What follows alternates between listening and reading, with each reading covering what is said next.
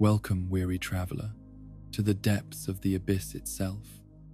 Tonight, we descend into the darkest corners of the Dark Souls universe, where light fails and ancient horrors dwell in eternal shadow. This is a journey through humanity's greatest folly and its most terrible consequence, the birth of darkness incarnate. Rest now. Let your mind drift as we explore the twisted realm where the primordial serpent Caither whispers his seductions, where the four kings fell to corruption, and where the very concept of the abyss was born from mankind's hubris. Close your eyes and let us walk together through this endless dark. In the beginning, before the age of fire cast its golden light across the world, there existed a realm so ancient and unchanging that time itself seemed to hold its breath in reverence. This was the Age of Ancients, a period of such profound stillness that it defied mortal comprehension, where the very concept of change was as foreign as warmth to the depths of winter. The world in those primordial days bore no resemblance to the lands that would later know the touch of flame and the ambitions of gods. Instead, it was a realm of grey crags that stretched endlessly toward horizons, shrouded in perpetual mist, their surfaces worn smooth by eons of unchanging weather patterns that followed no seasons, acknowledged no passage of years. These stone monuments to eternity were crowned by the great arch trees, colossal specimens of plant life that had grown beyond all reasonable proportion, their trunks so vast that entire ecosystems could flourish within the caverns of their bark. The arch trees were more than mere vegetation. They were pillars that held up the very fabric of reality itself, their roots extending down into depths that no living thing had ever explored, their branches reaching up toward a sky that knew neither sun nor moon, nor any celestial body that might mark the passage of time.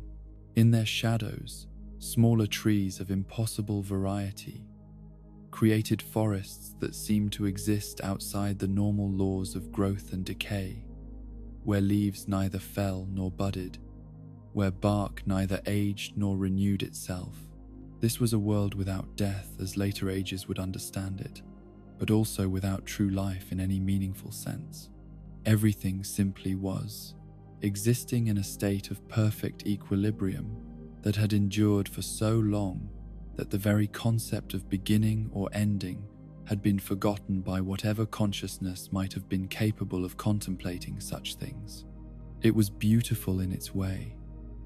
this grey realm of eternal constancy, but it was also profoundly empty of the spark that would later come to define existence itself. Above this motionless landscape, the everlasting dragons held dominion with a presence so absolute and unchallenged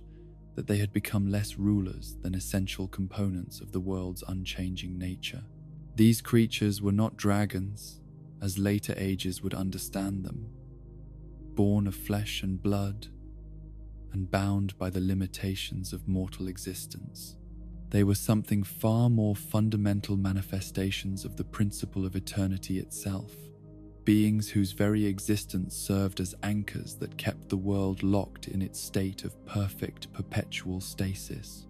The dragons were massive beyond the capacity of words to describe, their scales carved from what appeared to be living stone that had been polished by countless eons of wind and weather until they gleamed with an inner light that was neither warm nor cold, but simply was. Their wings, when spread, could cast shadows across entire continents,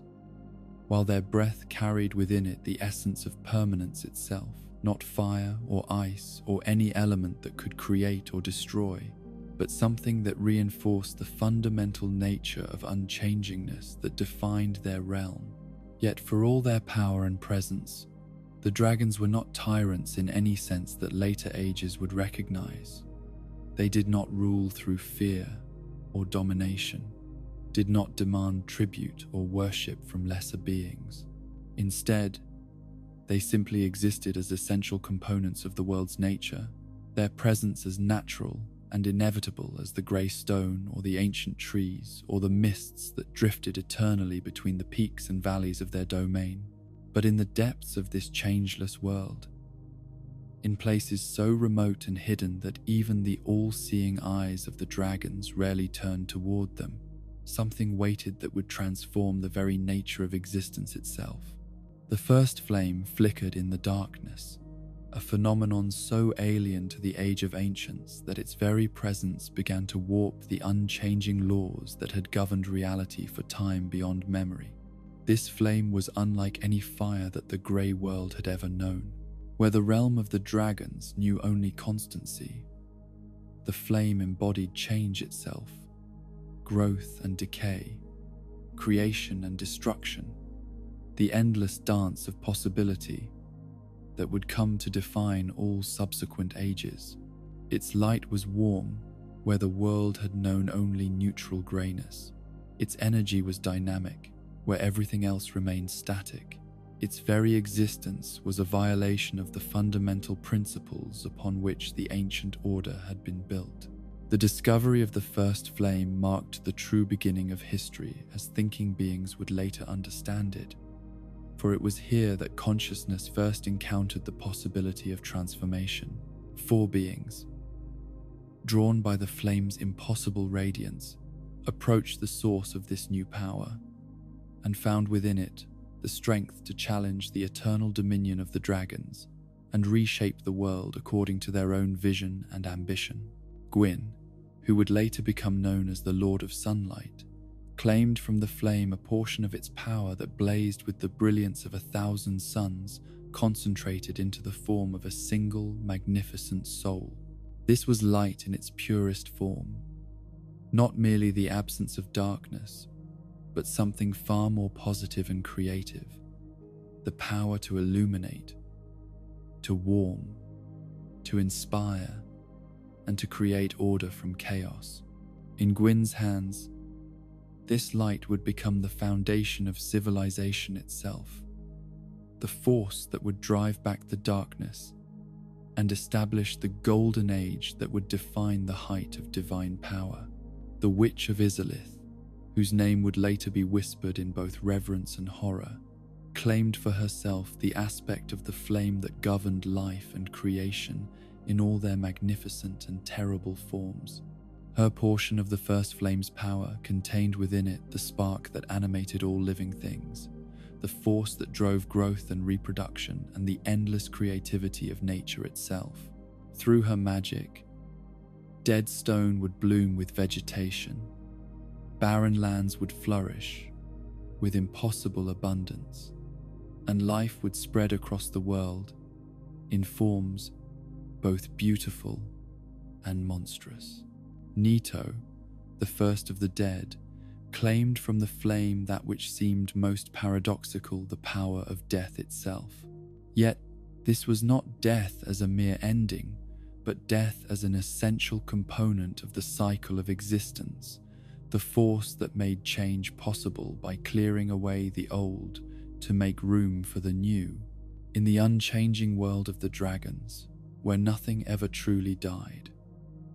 nothing could ever truly live, Nito's domain over death would become the counterweight to the witch's dominion over life, the essential partner in the dance that would drive the wheel of existence forward through endless cycles of creation and destruction. But it was the fourth and final portion of the first flame that would prove most consequential for the story we are here to tell. The furtive pygmy, so easily forgotten by those who chronicled the great deeds of gods and heroes, claimed for himself what appeared to be the smallest and least significant fragment of the flame's power. This was the dark soul, a peculiar manifestation of the first flame that differed from the others in ways that would not become apparent until ages had passed and its true nature began to reveal itself. Where Gwyn's light blazed with obvious power, where the witch's life force pulsed with visible energy, where Nito's death radiated the unmistakable presence of ending, the dark soul seemed almost insignificant by comparison. It did not shine with brilliant radiance, did not pulse with the rhythms of life, did not carry the weight of finality that characterized the other great powers. Instead, it flickered quietly in the depths of shadow, its nature so subtle and complex that even those who possessed fragments of its power rarely understood what they truly carried within themselves. Yet this apparent weakness was, in truth, the Dark Soul's greatest strength. Where the other portions of the first flame were magnificent but limited, clearly defined in their nature and scope, the Dark Soul contained within it something far more mysterious and ultimately more powerful, the essence of humanity itself, with all its contradictions, its potential for both greatness and corruption, its infinite capacity for change and adaptation, and growth beyond any boundaries that gods or nature might seek to impose upon it. The furtive pygmy understood, perhaps instinctively, that his portion of the flame's power was different from those claimed by his more celebrated companions. Rather than keeping the Dark Soul for himself alone, he chose to fragment it, breaking off pieces of its essence and sharing them with others of his kind. These fragments, scattered among what would become the human race, carried within them both blessing and curse, the potential for incredible achievement and the seeds of inevitable corruption. For humanity, born from the scattered fragments of the Dark Soul, carried within its very nature a connection to something far older and more fundamental than the artificial light that Gwyn had used to establish his age of gods and heroes. Where the other races that emerged in the wake of the dragon's fall were shaped by the more straightforward aspects of the first flame, humanity alone bore within it the complex and contradictory nature of darkness. Not darkness as mere absence of light, but darkness as the primordial state from which all things emerged, and to which all things would eventually return. This connection between humanity and the primordial dark would prove to be both gift and curse across all the ages that followed. It granted humans a flexibility and adaptability that the other races lacked, the ability to change and grow and transcend the limitations that their creators had intended for them. Yet it also made them vulnerable to corruption in ways that beings tied to more straightforward aspects of the first flame could never understand, for darkness called to darkness, and the fragments of the Dark Soul within human hearts would always respond to the whispers of shadow that promised power beyond imagination. As the Age of Fire established itself, and the world transformed from grey stone and eternal mist into a realm of golden light and impossible beauty, few paid attention to the quiet influence of the Dark Soul and its scattered fragments. The achievements of Gwyn's sunlight, the abundance of the witch's life magic, and the necessary cycling of Nito's death seemed far more important than whatever subtle power the furtive pygmy had distributed among his followers. But in the deepest places of the world, where light rarely penetrated and the old ways still held sway, the true nature of the Dark Soul began to manifest itself in ways that would eventually threaten everything that the Age of Fire had built. For the darkness within humanity was not content to remain forever fragmented and diminished, not willing to accept the secondary role that Gwyn's order had assigned to it. Like a tide that retreats only to gather strength for its return, the scattered pieces of the Dark Soul yearned to reunite, to reclaim the power that had been distributed and forgotten, to assert the primacy of darkness over the artificial light that had displaced it. This yearning, this fundamental drive toward reunion and reclamation, was the seed from which the Abyss would eventually grow. For the Abyss was not some foreign horror that invaded the world from outside, not some cosmic accident or divine punishment, but rather the natural consequence of the Dark Soul's scattered nature and its inherent drive to become whole once more. In seeking to reunite with itself, the fragments of primordial darkness would create spaces where the normal laws of reality began to break down, where the careful order that Gwyn had imposed upon the world gave way to something far older and more fundamental. The connection between humanity and this primordial darkness was not merely incidental, it was the very essence of what made humans different from all other forms of life that had emerged in the wake of the first flame, where other races were shaped by light or life or death in ways that gave them clear definition and purpose. Humanity alone carried within it the boundless potential and terrifying unpredictability of the primordial dark. This meant that humans could achieve heights of greatness that amazed even the gods, could create beauty and meaning and purpose that transcended anything their supposed betters had imagined possible. But it also meant that humans could fall to depths of corruption and horror that made the worst nightmares of other races seem pale and inadequate by comparison. For in embracing their connection to the dark soul,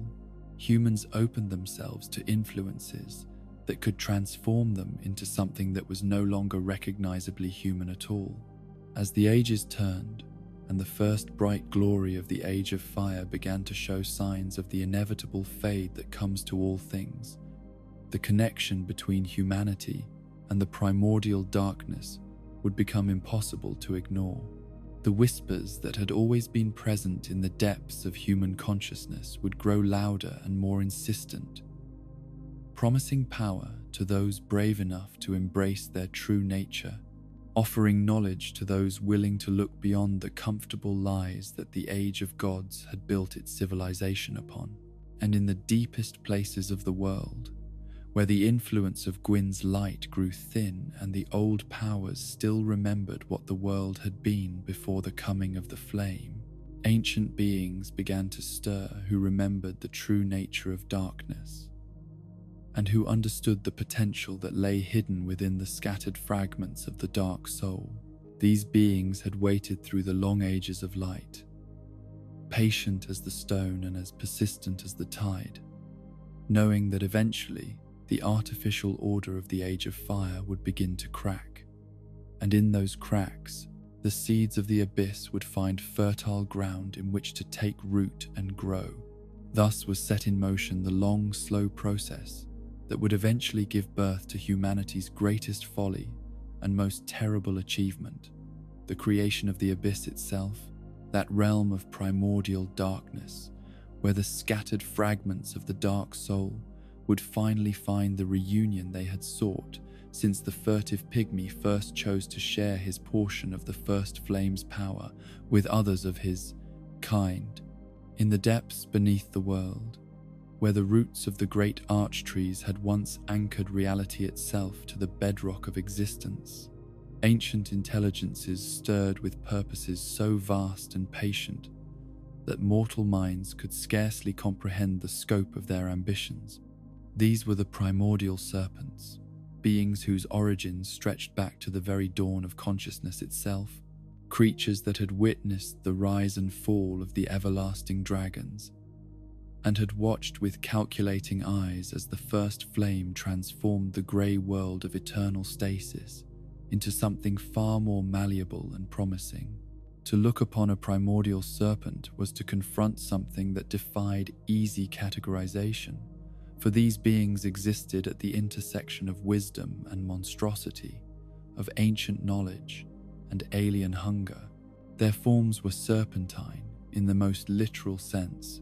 vast coils of scale and sinew that could stretch for distances that challenged the very concept of measurement, yet their heads bore an intelligence so profound and terrible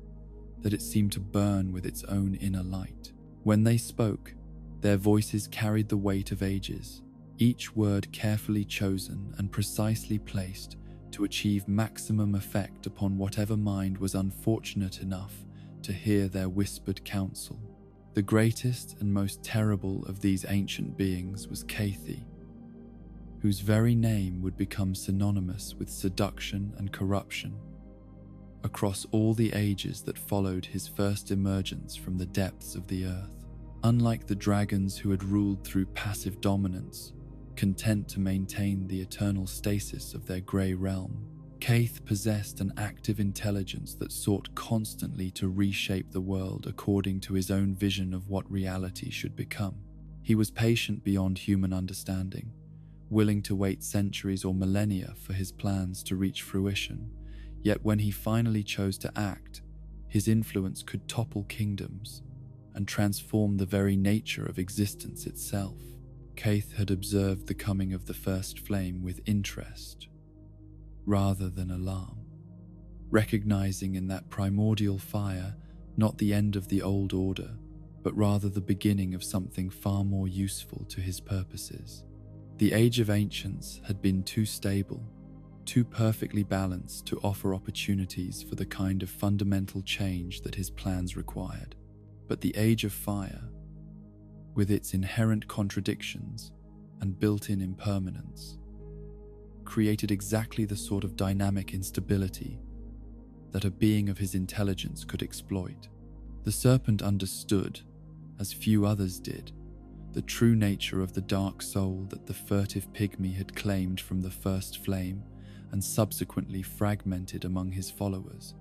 Where Gwyn and his companions saw in humanity a useful but ultimately expendable resource, a race of servants who could be shaped and controlled to serve the needs of their divine betters, Kaith perceived something far more significant and promising. The fragments of the dark soul carried within them not weakness but potential, not limitation but infinite possibility for growth and transformation beyond anything the current order could imagine or control. This recognition formed the foundation of Kaith's philosophy, a worldview so radical and seductive that it would eventually corrupt some of the greatest heroes and noblest rulers that humanity would ever produce. In Kaith's understanding, the Age of Fire represented not progress but deviation from the natural order, not enlightenment, but a fundamental betrayal of the world's true nature. The brilliant light of Gwyn's sun, the abundant life force wielded by the Witch of Izalith, even the necessary cycling of Nito's death, all of these were artificial impositions upon a reality that had once known perfect unity in the primordial dark. Humanity, in Kaith's view, was not the youngest and weakest of the races born from the first flame's power, but rather the inheritors of something far more ancient and significant than any of the so-called gods could claim. The dark soul that flowed through human veins connected them directly to the primordial state that had existed before the coming of the flame, making them not servants of the new order but its rightful successors. When the artificial light of the Age of Fire finally guttered out, as all flames must eventually do, it would be humanity that inherited the world. Humanity that would guide reality back to its natural state of darkness and unity. This philosophy was not merely academic speculation, but a practical program for action that Kaith pursued with tireless dedication across countless generations of human history. The serpent understood that direct confrontation with the established order would be both futile and unnecessary, for the Age of Fire carried within itself the seeds of its own destruction. Instead, he focused on patient cultivation of those humans who showed the greatest potential for understanding and embracing their true nature, whispering to them in dreams and visions, appearing to them in moments of crisis and despair, offering them knowledge and power that their supposed divine protectors had kept hidden from them. Carthy's opposite number among the primordial serpents was Framt, a being whose intelligence was equally profound, but whose philosophy differed in ways that would shape the destiny of the world for ages to come. Where Kaith embraced the inevitability of the Dark Age and sought to accelerate its arrival, Framt remained committed to preserving the Age of Fire for as long as possible, believing that the current order, for all its flaws and contradictions, represented the best hope for maintaining some semblance of stability and meaning in a universe that would otherwise collapse into primordial chaos. The rivalry between these two ancient minds was not the simple conflict of good versus evil that mortal observers might imagine, but rather a fundamental disagreement about the nature of existence itself and the proper relationship between order and chaos, light and darkness, stasis and change. Both serpents possessed wisdom vast enough to humble the greatest scholars and power sufficient to reshape kingdoms, yet their conflicting visions of what the world should become made them implacable enemies despite their shared origins and fundamentally similar natures. Fram's approach to influence was more direct and openly acknowledged than Cathy's subtle manipulations, though no less calculated in its effects. The serpent positioned himself as a friend and advisor to those who sought to preserve the Age of Fire, offering guidance to the chosen undead who were tasked with linking the flame and extending its duration for another age. His counsel was always practical and immediately useful, focused on achieving specific goals that would strengthen the current order rather than undermining it through slow corruption. Yet even Fram's apparently benevolent guidance carried within it elements of manipulation and control that revealed the essential alienness of his perspective. The serpent viewed humanity not as individuals possessed of inherent worth and dignity, but as resources to be allocated efficiently in service of the greater goal of preserving the flame. His advice was always calculated to produce the outcomes he desired,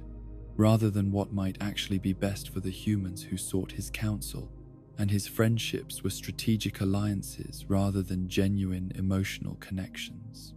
The eternal chess game between Cathy and Frampt played out across generations of human history, with individual mortals serving as pawns in a contest whose true stakes and ultimate objectives remained hidden from all but the serpents themselves. Each serpent cultivated networks of followers and agents, human servants who believed they were working toward noble goals while actually advancing the agenda of their inhuman masters. The tragedy of this cosmic manipulation was that both sides attracted genuinely heroic individuals, people whose courage and dedication deserved better than to be exploited by beings whose perspective was so vast and alien that human welfare was merely an incidental consideration in their calculations. Cathy's influence manifested most clearly in his patient cultivation of those humans who felt abandoned or betrayed by the established order, individuals whose circumstances or temperament made them receptive to radical alternatives to the status quo. The serpent possessed an uncanny ability to identify those mortals whose potential for greatness was matched only by their capacity for corruption, people who could achieve incredible things if properly motivated, but whose achievements would ultimately serve to advance the cause of darkness rather than light. The seductive power of Cathy's philosophy lay not in crude promises of immediate reward, but in its appeal to humanity's deepest and most noble aspirations. The serpent did not ask his followers to embrace evil for its own sake, but rather to recognize that their true nature had been suppressed and distorted by an alien order that feared their potential. He offered them not corruption but liberation, not damnation but the chance to claim their birthright as inheritors of the primordial dark. This approach proved devastatingly effective precisely because it contained elements of genuine truth mixed with seductive distortions that were almost impossible to recognize until it was too late to turn back from the path he had laid out. Humanity did indeed carry within it fragments of something more ancient and fundamental than the artificial light of the Age of Fire. The current order did indeed treat humans as expendable servants rather than valued participants in the great work of civilization. The gods did indeed fear the potential that humanity represented and sought to keep that potential carefully controlled and channeled. But Cathy's interpretation of these truths was shaped by his own agenda in ways that transformed liberation into a different form of slavery, freedom into a more subtle but no less complete form of control. The serpent promised his followers that by embracing their connection to the dark soul, they would transcend the limitations that the gods had placed upon them and achieve their true potential.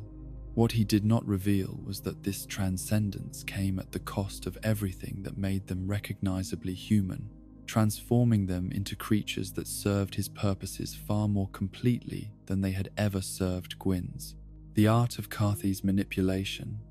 lay in his profound understanding of human psychology and his ability to present his philosophy in terms that appealed to his target's specific needs and desires. To the ambitious, he offered power beyond imagination.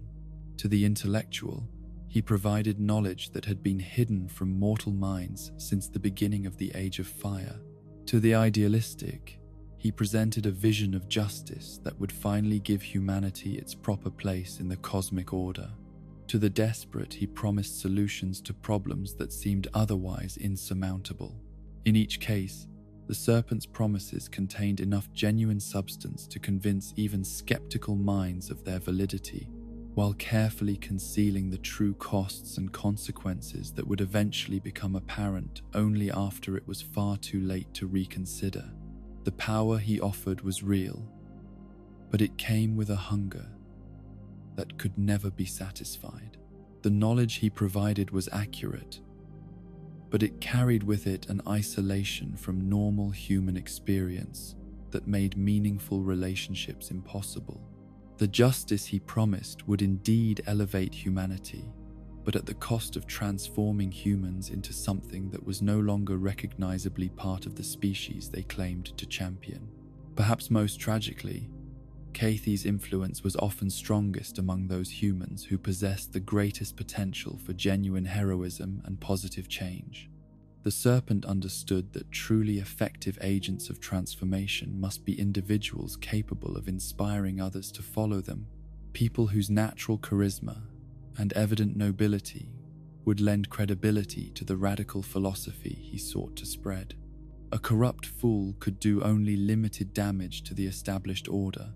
but a genuine hero who had been turned to the service of darkness could shake the very foundations of civilization. The serpent's patient cultivation of such individuals represented perhaps the most sophisticated form of corruption ever devised, for it required him to nurture and develop the very qualities that made his targets admirable, even as he gradually twisted those qualities toward purposes that would ultimately destroy everything they had originally sought to protect. The process was so subtle and extended over such long periods that even the victims themselves rarely recognized what was happening until the transformation was complete and irreversible. Cathy's greatest successes in this regard would be written in the history of the world as some of its most tragic chapters. Stories of noble rulers who fell to darkness, heroic knights who became agents of the very forces they had sworn to oppose, and wise scholars whose pursuit of knowledge led them to embrace truths that destroyed their humanity. Each of these falls from grace followed a similar pattern. Initial contact with the serpent during a moment of crisis or desperate need, gradual introduction to philosophy that seemed to offer solutions to pressing problems, increasing dependence on the power and knowledge that Cathy provided, and finally complete transformation into something that served the serpent's purposes while believing it was fulfilling its own highest aspirations. The most insidious aspect of this corruption was that it often made its victims genuinely more effective at achieving their stated goals, at least in the short term. The power that Cathy offered was not illusory but terrifyingly real, capable of solving problems and overcoming obstacles that would have been insurmountable through conventional means. The knowledge he provided was accurate and useful, offering insights into the nature of reality that even the gods had forgotten or never possessed. The transformation he facilitated did indeed elevate his followers beyond normal human limitations, granting them capabilities that bordered on the divine. But all of these benefits came with costs that were carefully hidden until they had become irreversible, prices that had to be paid not just by the individuals who made the bargain, but by everyone whose lives they touched. For the corruption that Cathy offered was not contained within the individual who embraced it, but spread outward like ripples in a pond, affecting families, communities, and eventually entire kingdoms, with the slow but inexorable advance of a plague that transformed everything it touched. The serpent's influence operated on multiple levels simultaneously, working not just through direct contact with individual humans, but through the broader cultural and philosophical currents that shaped human society. His ideas, once introduced into a community, had a way of spreading and evolving beyond their original context, taking on lives of their own as they were adapted and reinterpreted by minds that had never directly encountered their ultimate source.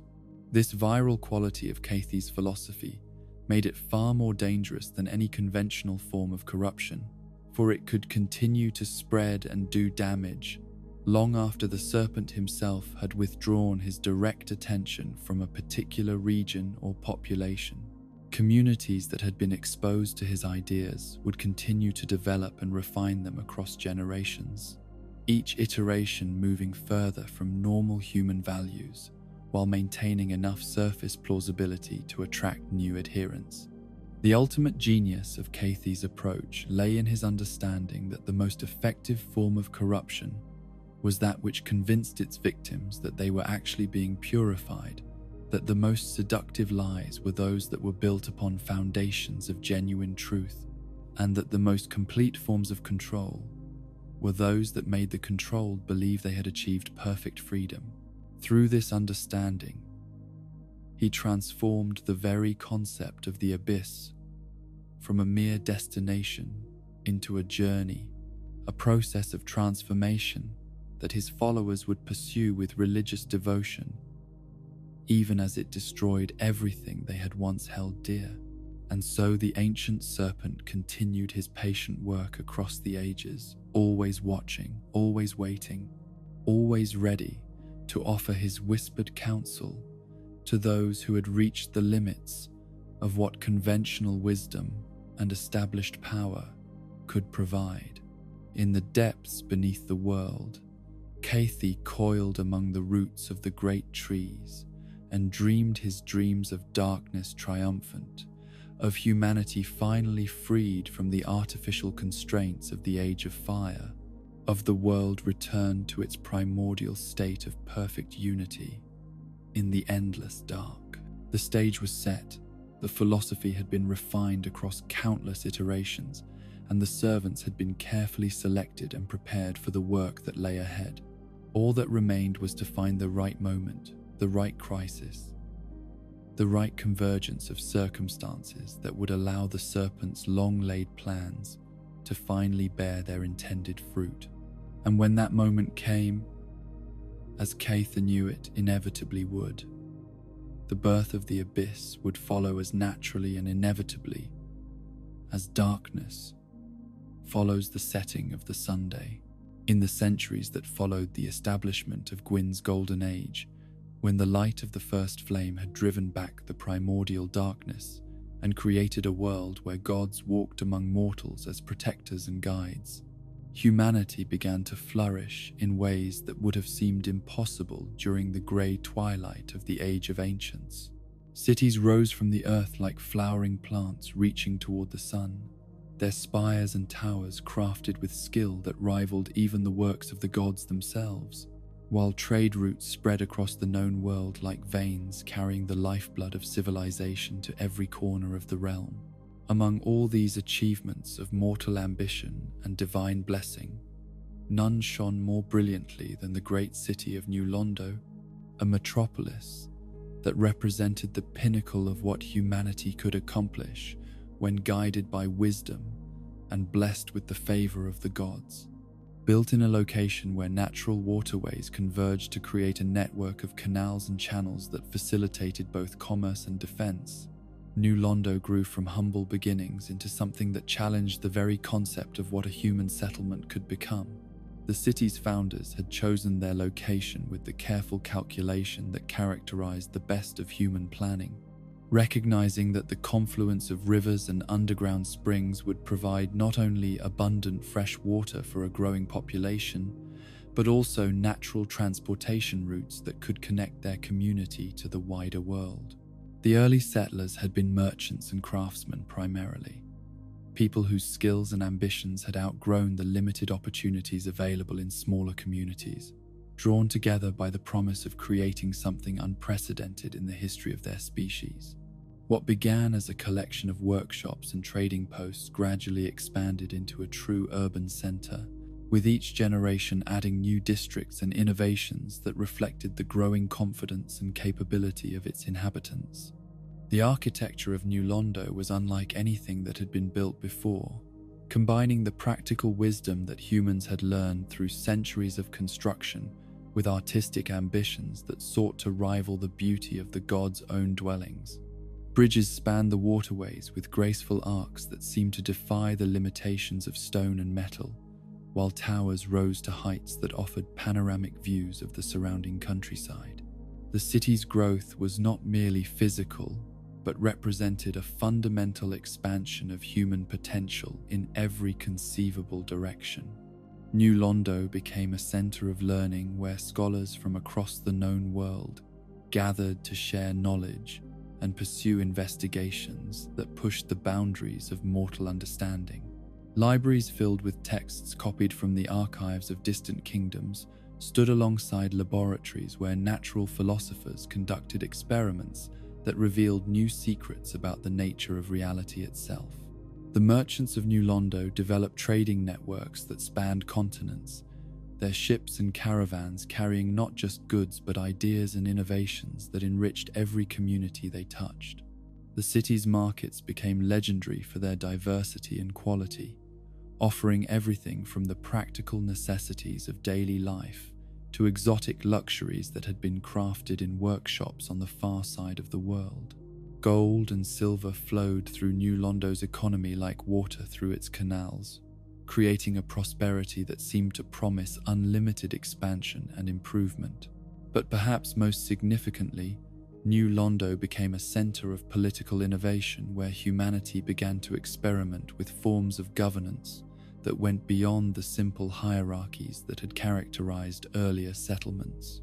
The city's leaders developed systems of law and administration that sought to balance the competing demands of individual freedom and collective responsibility, creating institutions that could manage the complex needs of a truly urban population while preserving the dignity and autonomy that humans had come to cherish as essential components of their nature. It was into this atmosphere of unprecedented prosperity and achievement that Gwyn chose to place his trust and his power, recognizing in New Londo not just another human settlement, but a genuine partner in the great work of maintaining the Age of Fire. The Lord of Sunlight had watched the city's development with growing admiration and approval, seeing in its success a vindication of his decision to elevate humanity from its humble origins as inheritors of the Dark Soul's scattered fragments. The selection of New Londo's rulers represented one of the most significant acts of trust and delegation in the history of the Age of Fire, for Gwyn chose to grant portions of his own Lord's Soul to 4 individuals who would serve as the city's sovereigns and protectors. These were the 4 kings, mortals who had distinguished themselves through their wisdom, courage, and dedication to the principles that the Golden Age represented. Individuals who had proven themselves worthy of wielding power that approached the divine in its scope and potential. The decision to fragment his own soul and distribute portions of its power to mortal rulers was not one that Gwyn made lightly or without extensive consideration of its implications. The Lord of Sunlight understood that his own divine essence was finite, that each portion he granted to others represented a permanent diminishment of his own capabilities and influence. Yet he also recognized that the Age of Fire could not be sustained through his efforts alone, that the preservation of light and order in the world required the active participation of allies who shared his vision and possessed the strength to defend it against the forces of chaos and darkness that perpetually threatened to overwhelm it. The four kings who received these fragments of divine power were individuals whose reputations had already made them legendary throughout the known world, rulers whose wisdom and justice had become proverbial even before they assumed their roles as New Londo's sovereigns. Each had risen to prominence through different paths and possessed different strengths, but all shared the fundamental qualities that Gwyn had identified as essential for wielding the kind of power he was prepared to entrust to them. The first of these remarkable individuals had distinguished himself as a military leader of unprecedented skill and honor, a commander who had never lost a battle yet, had never achieved victory through cruelty or unnecessary destruction. His understanding of strategy and tactics was matched only by his commitment to protecting the innocent and preserving the lives of both his own soldiers and his enemies whenever possible. Under his leadership, New Londo's defenses became impregnable without becoming oppressive, creating a sense of security that allowed the city's civilian population to pursue their ambitions without fear of external threat. The second king had earned his reputation as a scholar and lawgiver whose intellectual achievements rivaled those of the gods themselves. His codification of legal principles and governmental procedures created frameworks for justice that balanced the competing demands of individual rights and social responsibility in ways that seemed to satisfy all but the most unreasonable critics. The courts that operated under his guidance became famous throughout the world for their fairness and wisdom, attracting disputants from distant lands who sought resolution to conflicts that local authorities had been unable to address satisfactorily. The third among the four kings was renowned as an innovator and builder whose engineering projects had transformed not only New Londo, but communities throughout the region. Under his direction, the city's infrastructure expanded to accommodate its growing population while improving the quality of life for all its inhabitants. The aqueducts that supplied fresh water to every district, the sewerage systems that maintained public health, and the transportation networks that facilitated commerce both within the city and beyond its borders, all bore the mark of his genius and dedication. The fourth and final king had achieved prominence through his skills as a diplomat and negotiator, an individual whose ability to forge agreements and resolve conflicts had prevented countless wars and established New Londo as a center of peaceful cooperation between different peoples and cultures. His embassies had established trade, relationships, and mutual defense pacts that created a network of allies extending across the known world, while his mediation services had resolved disputes that might otherwise have led to devastating conflicts. Together, these four extraordinary individuals represented the very best of what humanity could achieve when guided by wisdom and blessed with the resources necessary to realize their full potential. Their assumption of power in New Londo marked the beginning of what would later be remembered as the golden age of human achievement, a period when mortal civilization reached heights that seemed to rival the accomplishments of the gods themselves. The fragments of Gwyn's Lord's soul that each king received transformed them in ways that went far beyond merely granting them magical abilities or extended lifespans. The divine essence that now flowed through their mortal forms elevated their natural talents to superhuman levels, while preserving the essential humanity that had made them worthy of such gifts in the first place. They retained their individual personalities and perspectives, their personal relationships and emotional connections, their fundamental commitment to the values and principles that had guided their earlier achievements. Yet the power they now wielded was genuinely godlike in its scope and potential. Each king could reshape reality within his sphere of influence through pure force of will, could command natural forces that had previously been beyond mortal control, could perceive and understand aspects of existence that had been hidden from unenhanced human consciousness. The responsibility that came with such power was proportionally immense, for their decisions could affect the lives of millions, and their failures could have consequences that would resonate across generations. The early years of the Four Kings' rule justified every aspect of Gwyn's confidence in their worthiness and capability. Under their guidance, New Londo flourished beyond even the most optimistic predictions, becoming not just the greatest human city, but arguably the most magnificent urban center in the entire world. The population swelled as people from across the known world migrated to participate in the unprecedented opportunities that the city offered, while innovations in every field of human endeavor emerged from the workshops, laboratories, and academies that the kings established and supported. The city's culture during this golden period reflected the best aspects of human nature magnified and refined through prosperity and security. Artists created works of beauty that moved even divine observers to admiration, while musicians developed new forms of composition that seemed to capture the very essence of joy and hope in audible form. Poets and writers explored themes of love, heroism, and transcendence with a sophistication that revealed new depths in human emotional and intellectual capacity, while philosophers debated questions about the nature of existence and morality with insights that added genuinely new understanding to these ancient inquiries. The economic prosperity that characterized New Londo during the Four Kings' early reign created opportunities for social mobility and personal fulfillment that had been impossible in earlier, more constrained circumstances. Talented individuals from humble backgrounds could rise to positions of influence and responsibility based on their merits rather than their birth circumstances, while established families were encouraged to use their advantages in service of the common good rather than merely for personal aggrandizement.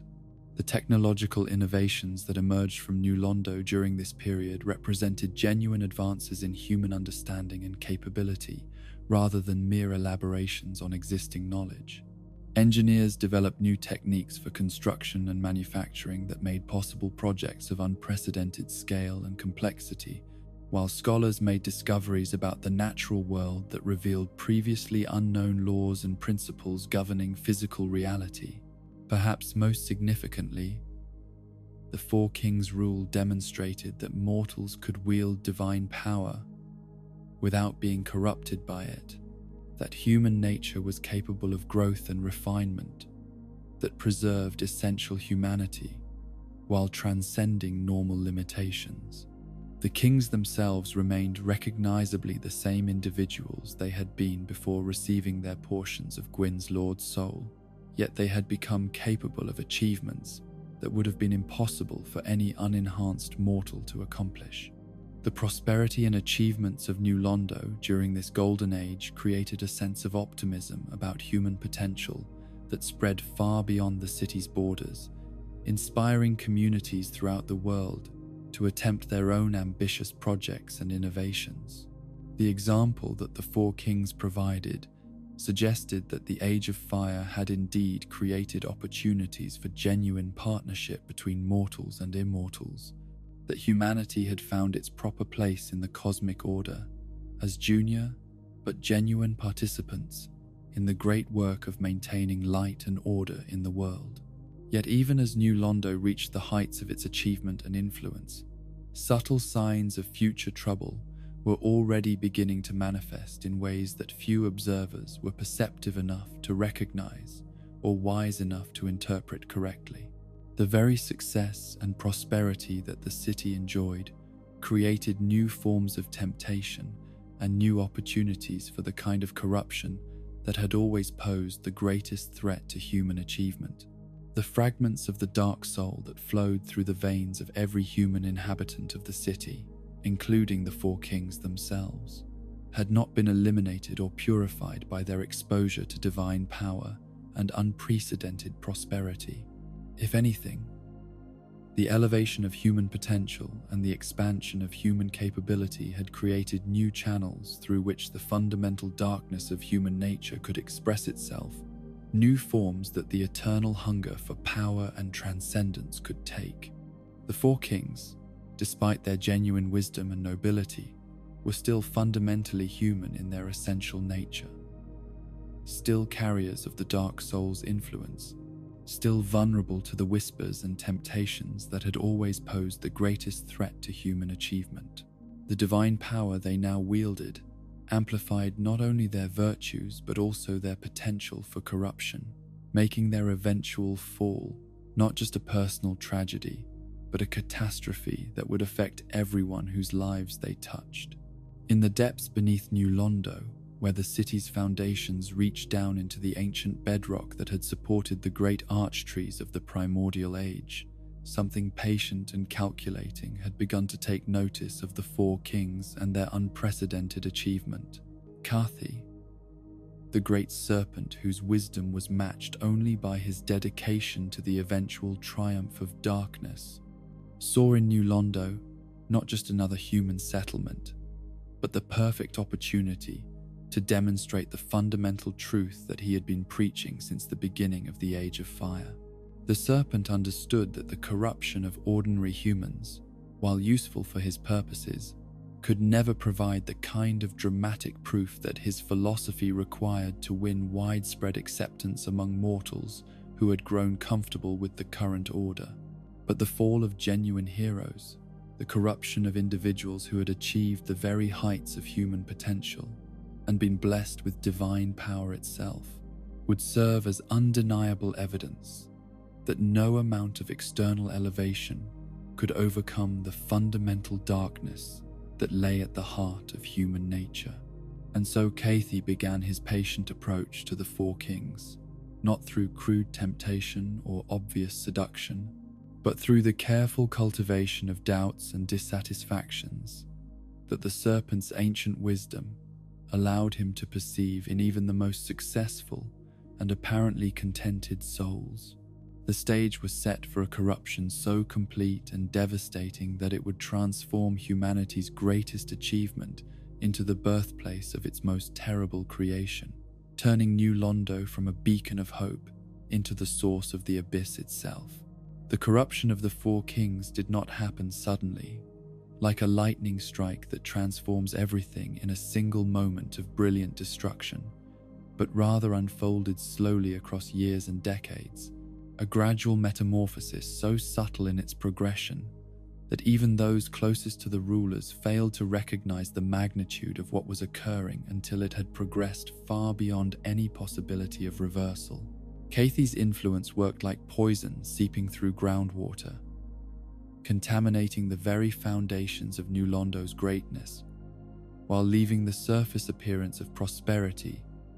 and achievement largely intact. The serpent's approach to each of the four kings was individually tailored, crafted with the patience and precision that could only come from an intelligence that had observed human nature across countless generations and understood its deepest vulnerabilities with scientific accuracy. Kath did not offer crude bribes or make obvious appeals to base desires, for he understood that such approaches would be immediately rejected by individuals of genuine nobility and wisdom. Instead, he presented himself as a source of knowledge and understanding that could help the kings fulfill their highest aspirations and overcome the limitations that even their divine power could not completely eliminate. To the king who had distinguished himself as a military commander, Kathi offered insights into the nature of conflict that went beyond conventional strategy and tactics, revealing the deeper currents of ambition and fear that drove nations to war, and showing him how understanding these forces could make him not just a successful general, but a true architect of lasting peace. The serpent spoke of ancient battles fought in the primordial darkness, of victories achieved through means that the current age had forgotten, of power that could end all conflict forever by eliminating the fundamental causes of discord that plagued mortal society. The king, who had earned renown as a scholar and lawgiver, found himself visited by dreams and visions that revealed the inadequacy of conventional wisdom and the limitations of legal frameworks that sought to govern human behavior without understanding human nature. Cathy showed him glimpses of knowledge that predated the Age of Fire, wisdom that had been deliberately hidden from mortal minds by gods who feared what humanity might accomplish if it truly understood its own potential. The serpent promised access to libraries of forbidden learning, to insights into the fundamental nature of reality that could transform jurisprudence from mere social convention into something approaching divine truth. To the innovator and builder among the four kings, Caith revealed the existence of technologies that had been lost when the Age of Fire began, engineering principles that could reshape not just cities, but the very landscape itself, according to human will and vision. The serpent spoke of the great works that had been possible in the Age of Dragons, of construction projects that had spanned continents and endured for eternities, of the power to create wonders that would make even the gods themselves pause in admiration of human achievement.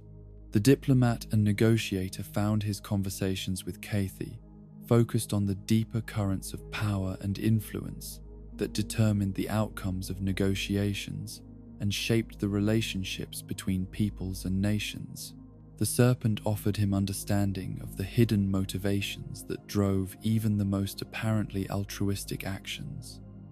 knowledge of how to read the true intentions behind diplomatic courtesy and political rhetoric, insights that could make him not merely a skilled mediator, but a master of the fundamental forces that governed all social interaction. In each case, Cathy's promises contained enough genuine substance to validate the serpent's credibility while carefully concealing the true nature and ultimate cost of what he was offering. The knowledge he provided was real and immediately useful, allowing each king to achieve new levels of success in his respective field, while gradually creating a dependence on the serpent's continued guidance and support. The power he offered was tangible and effective, enabling accomplishments that would have been impossible through conventional means, while slowly transforming the king's understanding of what they were capable of achieving. The process of corruption was so gradual and the benefits so immediate that none of the four kings recognized what was happening to them until the transformation had progressed beyond the point where it could be easily reversed. They began to see themselves not as servants of the greater good or stewards of divine power, but as individuals whose exceptional capabilities and unique insights gave them both the right and the responsibility to reshape the world according to their own vision of what it should become. This shift in perspective was subtle but profound, representing a fundamental change in how the kings understood their relationship to their subjects, to their fellow rulers, and to the divine authority that had originally granted them their power. Where once they had seen themselves as partners in a collaborative effort to maintain the Age of Fire and preserve the benefits of civilization for all, they gradually came to view themselves as superior beings whose wisdom and capabilities elevated them above the normal constraints of morality and law. The formation of the Dark Wraith Covenant represented the institutionalization of this transformed understanding, the creation of a formal organization through which the four kings could pursue their new vision of what humanity could and should become. The covenant was not initially presented as a rejection of the established order or an embrace of darkness for its own sake, but rather as a necessary evolution beyond the limitations and compromises that had characterized previous approaches to governance and social organization. The Dark Wraiths who joined this covenant were not recruited from among the criminals and outcasts of society, but rather from among New Londo's most accomplished and respected citizens, individuals whose own achievements had created the same sense of superiority and special destiny that the four kings had begun to experience. These were knights and scholars, merchants and craftsmen, people whose success within the existing system had paradoxically made them most receptive to arguments about the need to transcend that system's limitations. The art of life drain, that became the Dark Wraith's signature ability,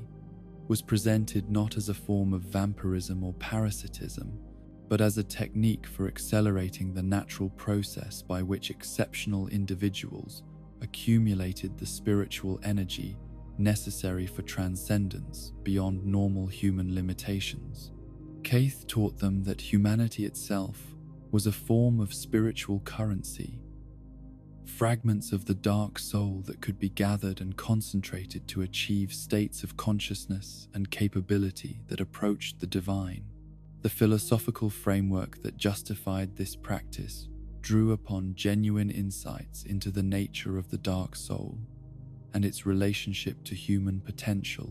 presenting life drain as a form of spiritual recycling that took wasted or underutilized essence from individuals who would never achieve their full potential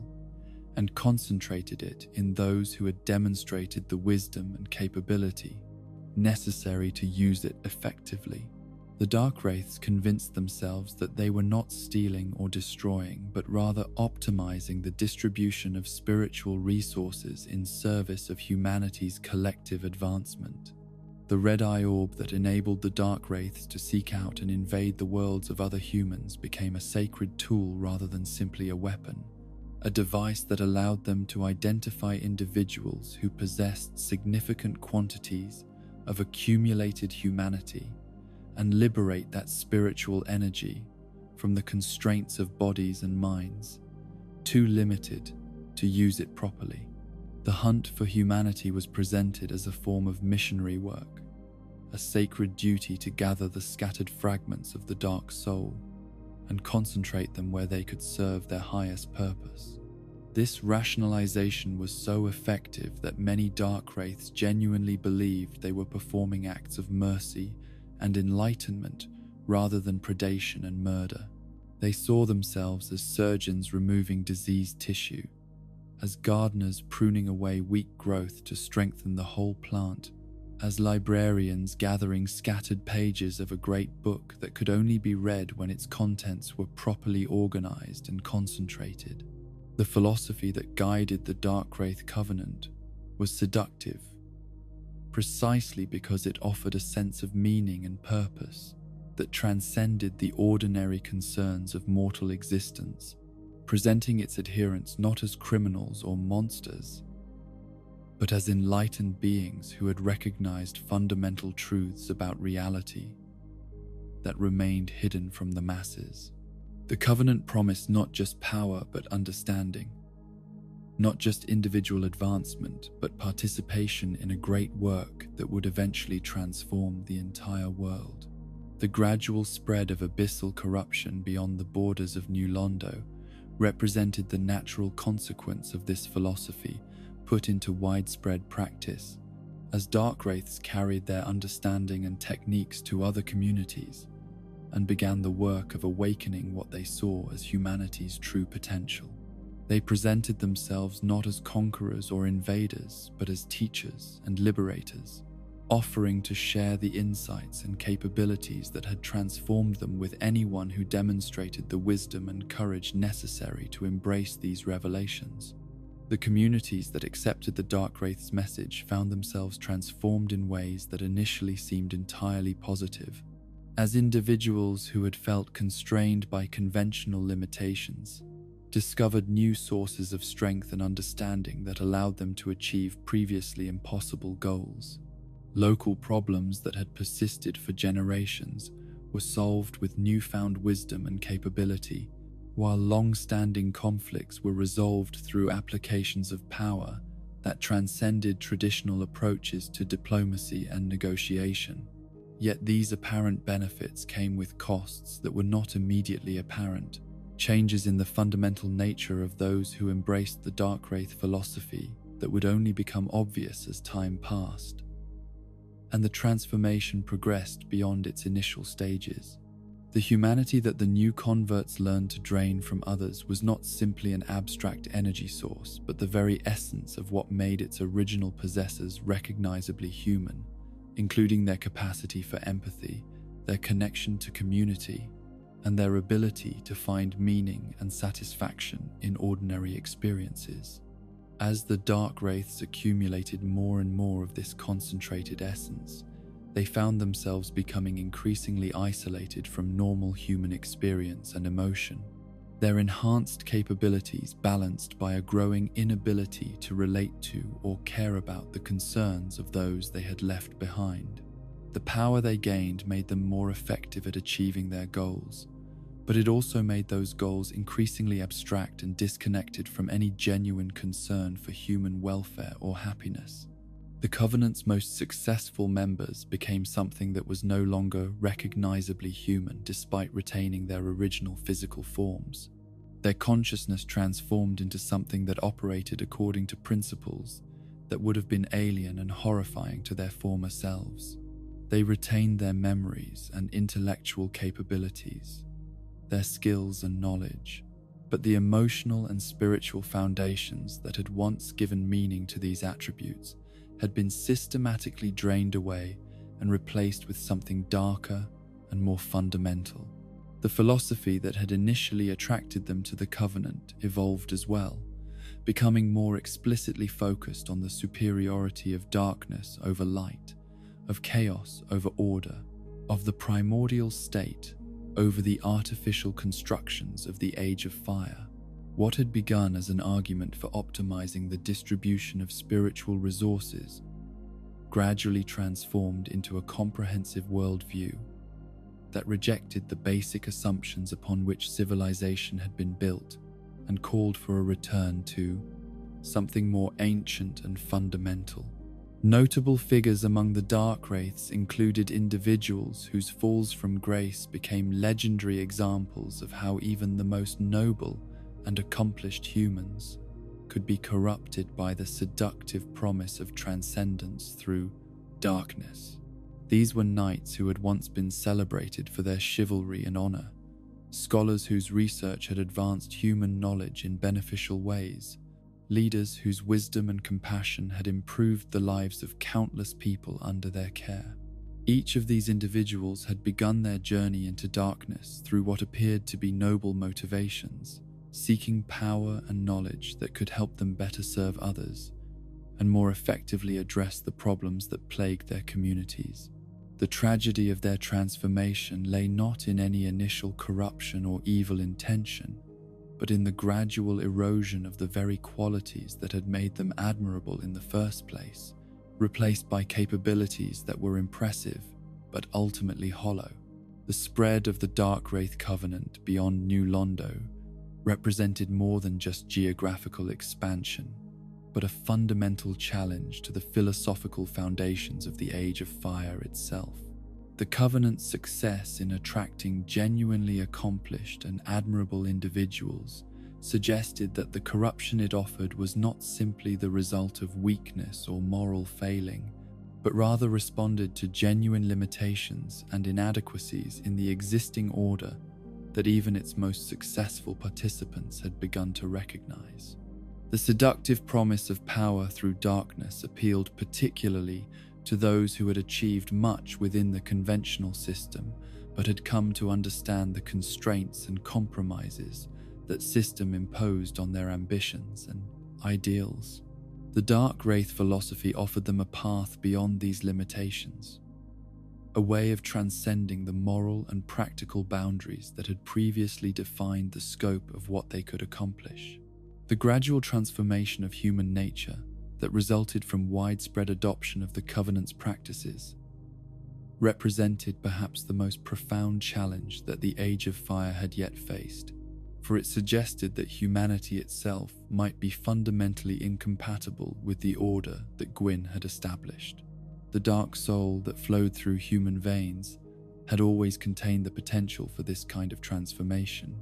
but the Dark Wraith Covenant provided the first systematic method for actualizing that potential on a large scale. As more and more communities fell under the influence of the Covenant's philosophy, and began to practice its techniques for concentrating spiritual energy, the accumulated effect began to create distortions in the fundamental nature of reality itself. The boundaries between individual consciousness and collective existence began to blur as concentrated humanity created fields of shared awareness and influence that transcended normal limitations of space and time. These distortions represented the first manifestations of what would eventually become the abyss itself, spaces where the normal laws of reality began to break down under the pressure of accumulated darkness and transformed consciousness. The dark wraiths who created these phenomena saw them not as signs of corruption or danger, but as evidence that their philosophy was correct and that they were successfully transcending the artificial limitations that the Age of Fire had imposed upon human potential. The covenant that had begun as a means of optimizing spiritual resources and enhancing human capability had evolved into something that threatened the very foundations of existence itself, creating distortions and transformations that would eventually consume not just New Londo, but potentially the entire world, if left unchecked. Yet for those who had embraced its philosophy and experienced its benefits, there was no longer any possibility of return to their former state, for they had tasted power and understanding that made ordinary human existence seem pale and meaningless by comparison. The stage was set for the final phase of New Londo's transformation, as the accumulated darkness and concentrated humanity that the Dark Wraiths had gathered to began to reach critical mass and create phenomena that would ultimately force the gods themselves to take direct action against the threat that humanity had become to the established order of the world. The growing threat that emanated from New Londo like a cancer, spreading through the very foundations of reality, could no longer be ignored or dismissed as a local aberration that would eventually resolve itself through natural processes. What had begun as the corruption of 4 exceptional individuals had metastasized into something that challenged the fundamental order upon which the Age of Fire had been built, creating distortions in the fabric of existence that threatened to unravel the careful balance that Gwyn had established between light and darkness, order and chaos, civilization, and the primordial void. The reports that reached Gwyn's court spoke of phenomena so alien and terrible that many of the divine advisors initially dismissed them as exaggerations born from mortal fear and incomprehension. Yet as more witnesses came forward, as the evidence accumulated from sources that could not be doubted or ignored, it became clear that something unprecedented was occurring in the depths beneath New Londo, something that represented a fundamental challenge to the continued existence of the Age of Fire itself. The accumulated humanity that the Dark Wraiths had gathered through their systematic practice of life drain had reached a concentration that defied the normal laws governing spiritual energy and consciousness.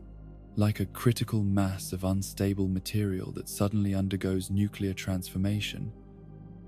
this concentrated essence of the dark soul had begun to collapse in upon itself,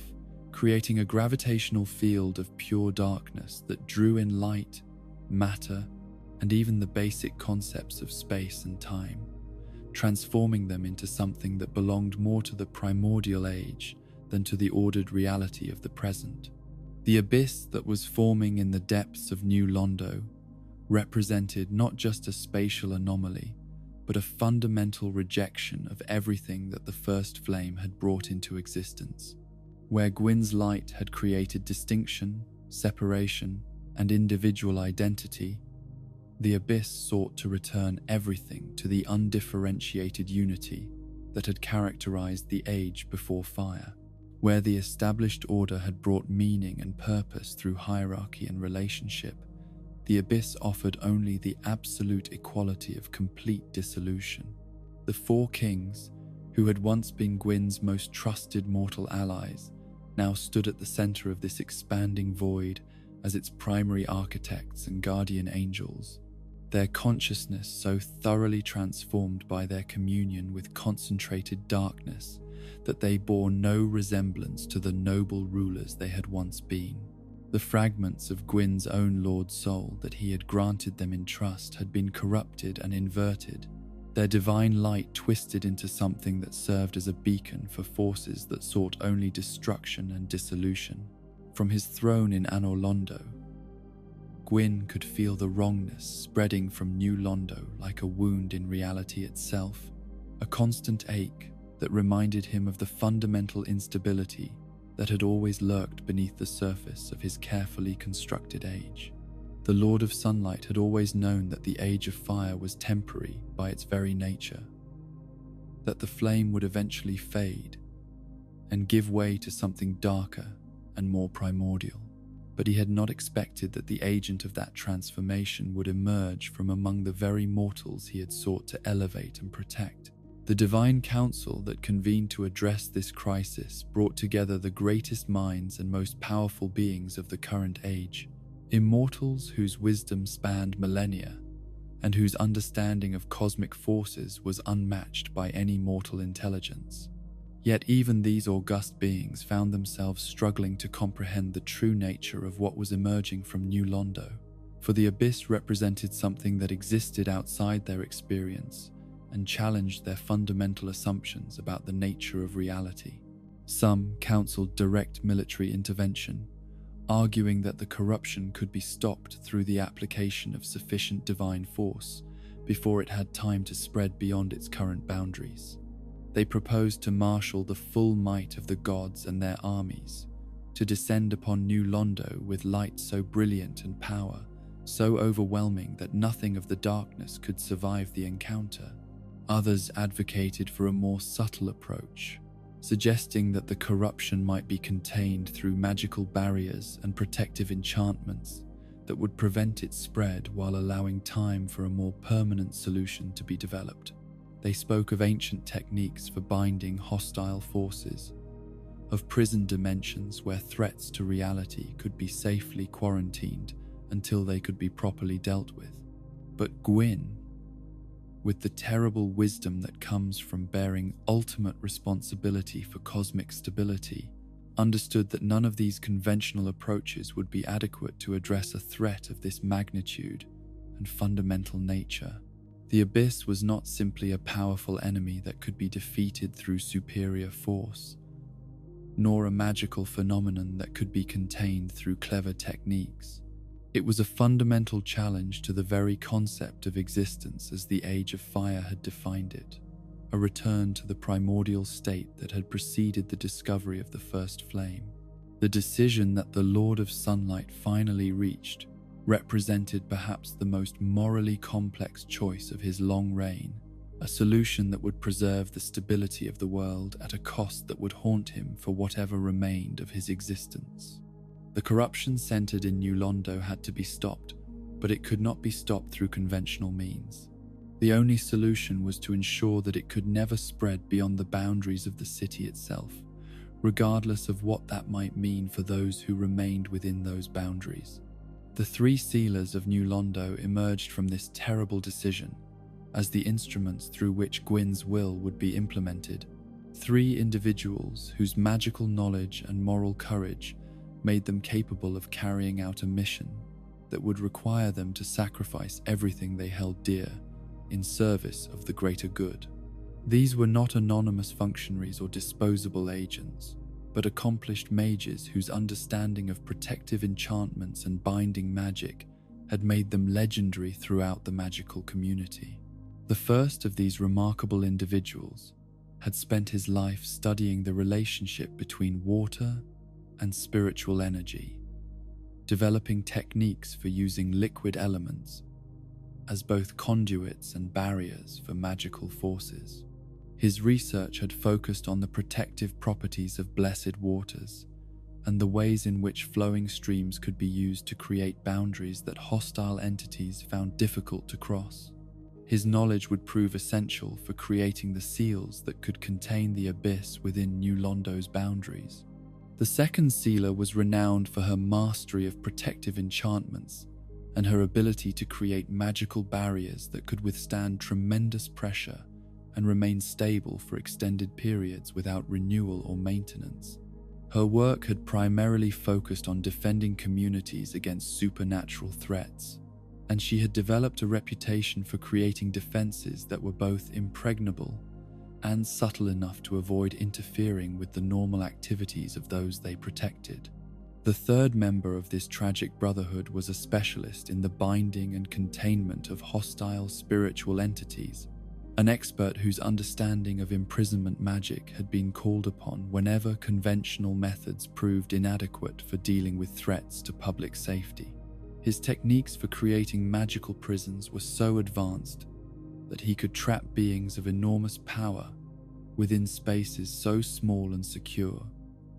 that escape became effectively impossible. Together, these three individuals possessed the combined knowledge and capability necessary to create a solution to the New Londo crisis, but only at a cost that would require them to commit what amounted to genocide against the very people they had sworn to protect. The plan they developed, working in consultation with Gwyn's advisors and drawing upon magical principles that had been tested and refined over centuries of practical application, would solve the immediate problem, while creating a moral burden that would weigh upon all involved for the remainder of their existence. The great flood that would serve as both weapon and prison required preparations of staggering complexity and precision, for it had to accomplish multiple seemingly contradictory objectives simultaneously. The water had to be sufficient in volume to completely submerge New Londo and create an environment where the abyss could not easily spread to other locations. Yet it also had to carry within it magical properties that would actively contain and suppress the dark forces that had infected the city's depths. The sources of this floodwater were carefully selected from springs and reservoirs that had been blessed by divine power and consecrated through rituals that imbued them with properties specifically designed to counteract abyssal corruption. Each drop carried within it a fragment of the light that opposed the darkness spreading from the city's foundations, creating a liquid barrier that would be as effective against spiritual contamination as it was against physical escape. The magical seals that would ensure the flood's containment and permanence required the three sealers to sacrifice not just their lives but their very souls, binding their essential being into the enchantments that would hold back the corrupted waters and prevent the abyss from breaking free of its liquid prison. This was magic that went beyond conventional spellcasting into the realm of permanent cosmic alteration, changes to reality that could not be reversed or undone by any power short of divine intervention. Ingrid, the youngest and most talented of the three sealers, was selected to survive the great ritual not as a mercy or special favor, but as a necessity for maintaining the magical constructs that the others would create through their sacrifice. His role would be perhaps the most difficult of all, for he would be required to live with the knowledge of what had been done and bear the responsibility for ensuring that the seals remained strong and intact for as long as the threat they contained continued to exist. The terrible choice that faced all involved in this decision was not between good and evil, but between two forms of catastrophe, each so profound and devastating that selection between them required a kind of moral calculus that no being should ever be forced to perform. To allow the abyss to continue spreading would eventually result in the destruction of all life and light in the world, reducing everything to the undifferentiated void that had existed before the first flame. To stop its spread through flooding New Londo would require the deliberate murder of hundreds of thousands of innocent people who had committed no crime beyond living in the wrong place at the wrong time. The moral weight of this choice pressed upon everyone who understood its implications with a force that seemed to make the very air thick and difficult to breathe. These were not abstract numbers or theoretical casualties, but real people with families and dreams, craftsmen and scholars, children and elderly, all of whom would perish not because they had chosen to embrace darkness, but simply because they had the misfortune to live in a city whose rulers had been corrupted by forces beyond mortal understanding or resistance. Yet the alternative was even more unthinkable, for it would mean abandoning not just New Londo, but potentially the entire world to a force that recognized no distinction between innocent and guilty, between worthy and unworthy, between meaningful existence and absolute void. The abyss made no moral judgments and offered no mercy or redemption. It simply consumed everything it touched, transforming order into chaos, light into darkness, existence into nothingness. The night before the great ritual was to be performed, each of the three sealers spent their final hours in contemplation and preparation, fully aware that they would not see another dawn, but committed to the necessity of their sacrifice. They wrote letters to loved ones they would never see again, completed unfinished projects that had given meaning to their lives, and performed the personal rituals that would allow them to face their deaths with dignity and purpose. The ritual itself began before dawn with invocations that called upon every source of divine power and protection that the Age of Fire could provide. Prayers that sought blessing and forgiveness for what was about to be done, requests for strength and courage sufficient to see the terrible work through to its completion. The air above New Londo filled with golden light as the barriers between the mortal world and the divine realm were temporarily weakened to allow maximum spiritual support for the unprecedented magical working that was about to take place. As the sun rose over the doomed city,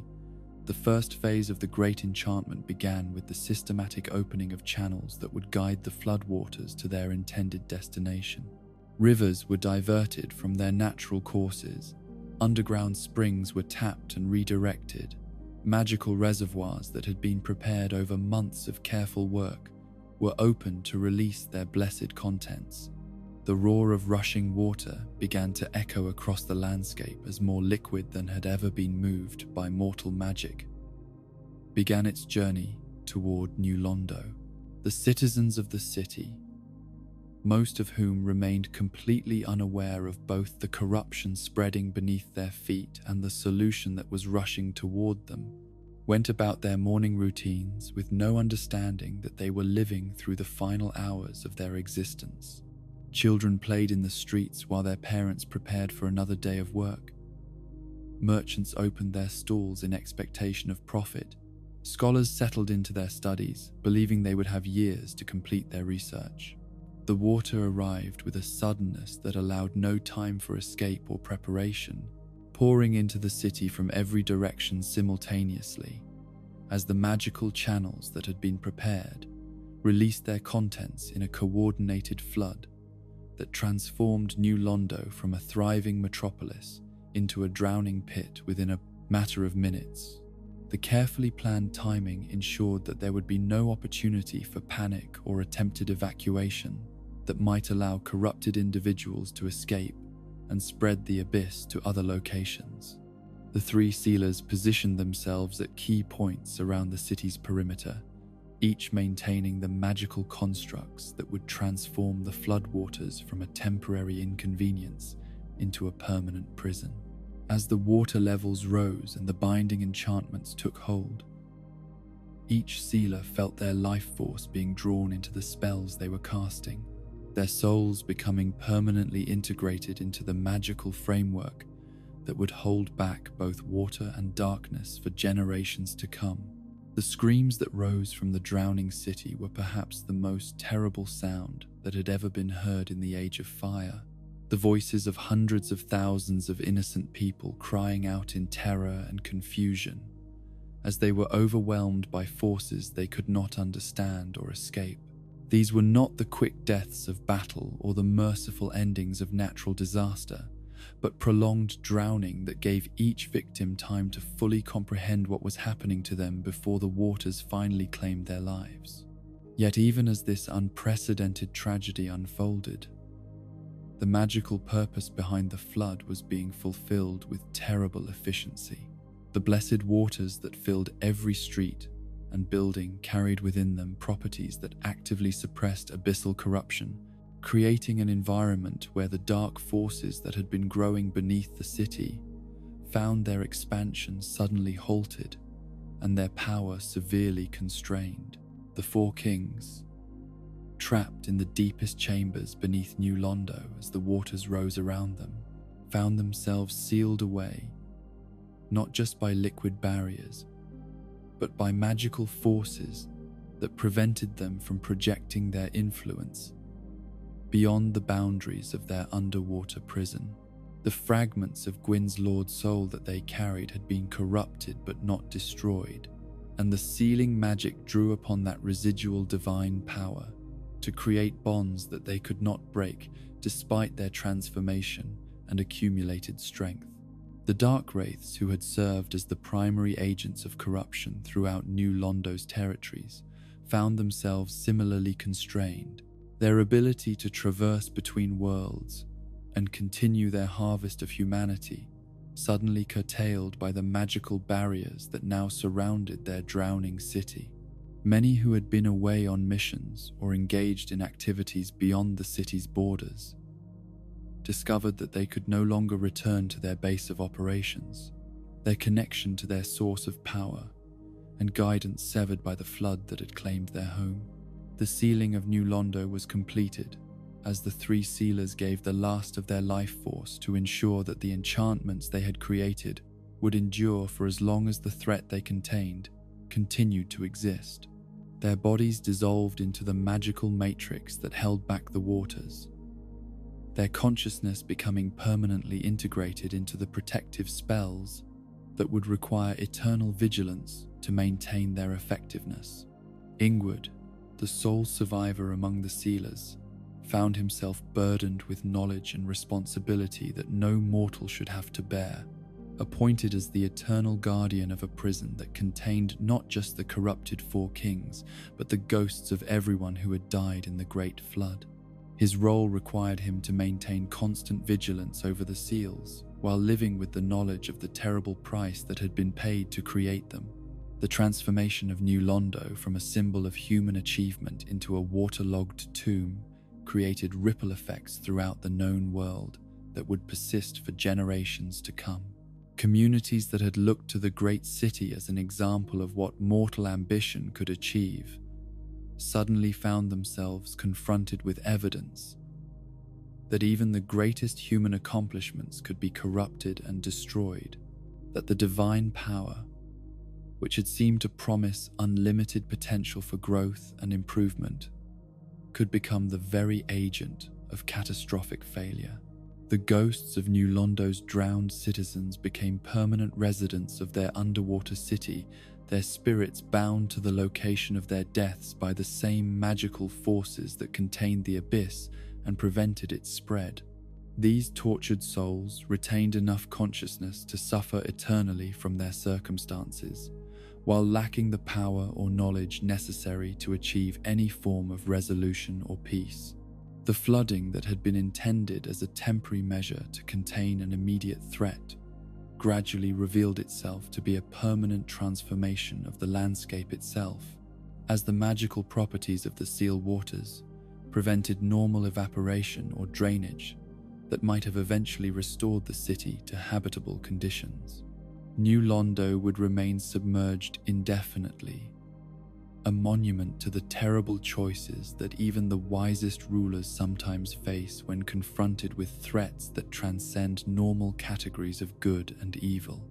The moral weight of the decision to sacrifice an entire city's population in order to prevent a greater catastrophe created psychological and spiritual burdens for everyone involved that would never be fully resolved or forgotten. Gwyn himself, despite the clear necessity of his choice, found that the knowledge of what he had ordered done in service of preserving the Age of Fire added a darkness to his reign that no amount of subsequent good works could completely dispel. Yet the Great Flood, for all its terrible cost in innocent lives and moral compromise, had achieved its primary objective of preventing the abyss from spreading beyond New Londo's boundaries and potentially consuming the entire world. The corruption that had threatened to unravel the fundamental order of reality had been contained, though not destroyed, creating a situation that preserved the immediate stability of the Age of Fire, while establishing a permanent source of danger that would require eternal vigilance to manage. The lesson of New Londo's destruction would echo through the ages as both warning and precedent, demonstrating that even the most successful human achievements remained vulnerable to corruption from within, and that the preservation of cosmic order sometimes required choices so morally complex that they challenged the very foundations upon which ethical behavior was normally understood to rest. The flood had saved the world, but at a price that would haunt the consciousness of the Age of Fire until its eventual and inevitable end. In the verdant kingdom of Ulasil, where ancient forests stretched beyond the horizon and the very air seemed to shimmer with magical potential, there existed a civilization that had achieved a harmony between human ambition and natural wisdom that many considered the pinnacle of what mortal society could become. This was a realm where sorcery was not viewed as a dangerous aberration or a challenge to divine authority, but rather as a natural extension of human consciousness, a tool through which the inhabitants could better understand and work in partnership with the fundamental forces that governed reality itself. The kingdom had grown organically from settlements that had first taken root in clearings where the great trees of the primordial forest had died and fallen, creating spaces where sunlight could penetrate the canopy and nourish the agricultural endeavors that formed the foundation of civilized life. Yet unlike other human communities that sought to impose their will upon the natural world through force and domination, the people of Ulasil had learned to work within the existing patterns of forest life, building their cities and towns in ways that complemented rather than disrupted the ancient rhythms of growth and decay that had governed these lands since time immemorial. The architecture of Ulasil reflected this philosophy of harmonious coexistence, with buildings that seemed to grow from the earth itself rather than being imposed upon it through external force. Towers twisted upward like the trunks of great trees, their surfaces covered with living vines and moss that helped them blend seamlessly into the forest environment, while bridges spanned between structures with the organic curves of branches reaching toward the light. The materials used in construction were primarily wood and stone gathered from the forest floor, substances that had been shaped by patient craftsmanship rather than industrial processes that might have scarred the landscape or disrupted its natural beauty. The sorcerous traditions that flourished in this environment were fundamentally different from the magical practices that had developed elsewhere in the world, focusing not on the domination of natural forces, but on communication and cooperation with the intelligence that permeated all living things. Ulasil's mages learned to listen to the whispers of wind through leaves, to understand the slow wisdom of ancient trees, to perceive the subtle networks of connection that bound all forest life into a single, vast, interconnected organism. This approach to magic had produced innovations and discoveries that amazed scholars from across the known world, techniques for accelerating plant growth that could feed entire populations during times of scarcity, methods for communicating across vast distances through the root networks that connected forest ecosystems, healing practices that drew upon the regenerative power of nature itself to mend injuries and cure diseases that conventional medicine found intractable. The royal family of Ulasil exemplified the kingdom's unique approach to the relationship between power and wisdom, ruling not through divine mandate or hereditary privilege, but through their exceptional ability to serve as intermediaries between human society and the natural world that surrounded and sustained it. Princess Dusk, the current heir to this ancient lineage, had distinguished herself even among her remarkably gifted ancestors through her profound understanding of the deep magics that governed forest life and her ability to channel those forces in service of her people's welfare. The princess possessed a connection to the natural world that went beyond mere intellectual understanding or learned technique,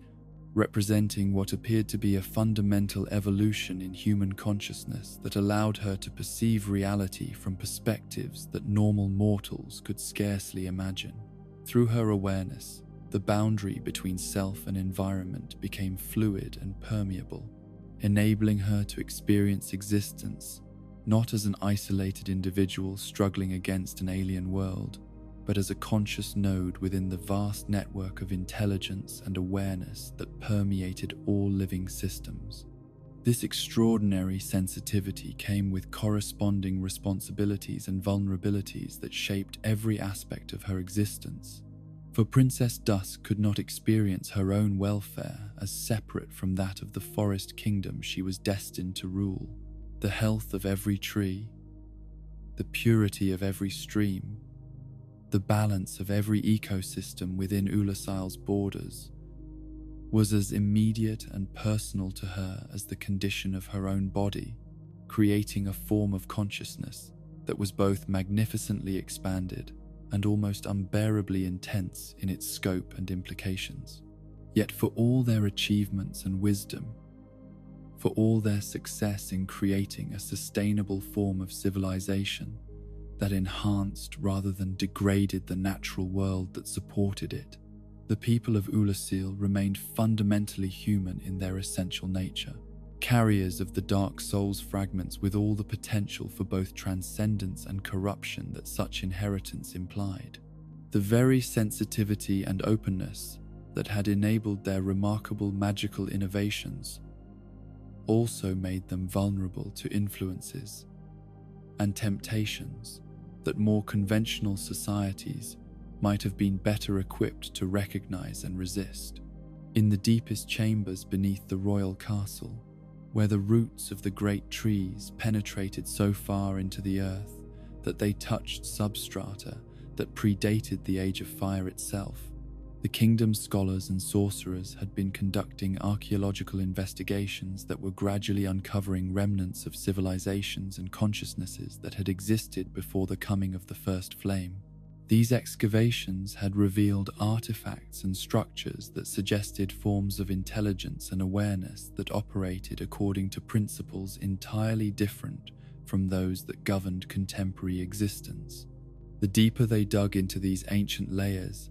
the more the researchers began to encounter phenomena that challenged their fundamental assumptions about the nature of consciousness, reality, and the relationship between individual identity and collective existence. Chambers filled with crystalline formations that seemed to pulse with their own inner light,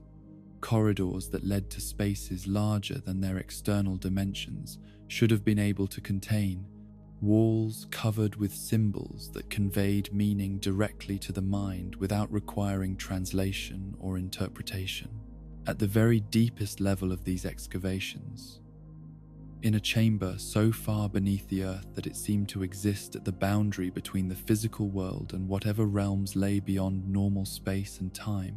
the archaeologists made a discovery that would ultimately transform not only their own kingdom but the entire nature of human understanding about the origins and destiny of their species. Here, in a crystalline matrix that had preserved it through ages beyond counting, they found what appeared to be the remains of the furtive pygmy himself, the forgotten ancestor whose division of the dark soul had given birth to humanity as a distinct form of consciousness. But this was not merely an archaeological specimen or historical curiosity, for the being they had uncovered retained within its preserved form a consciousness so ancient and fundamental that it predated the very concepts of individual identity and separate existence that define normal human awareness. This was Manus, the primeval human, the original carrier of the dark soul before its fragmentation. a consciousness that had experienced existence as an undifferentiated unity of awareness, and will that encompassed everything that would eventually come to be known as humanity. The discovery of such a being should have been treated with the caution and reverence appropriate to encountering something so fundamentally important to understanding the origins of their species, but the excitement of the find and the unprecedented opportunities it seemed to offer for advancing their knowledge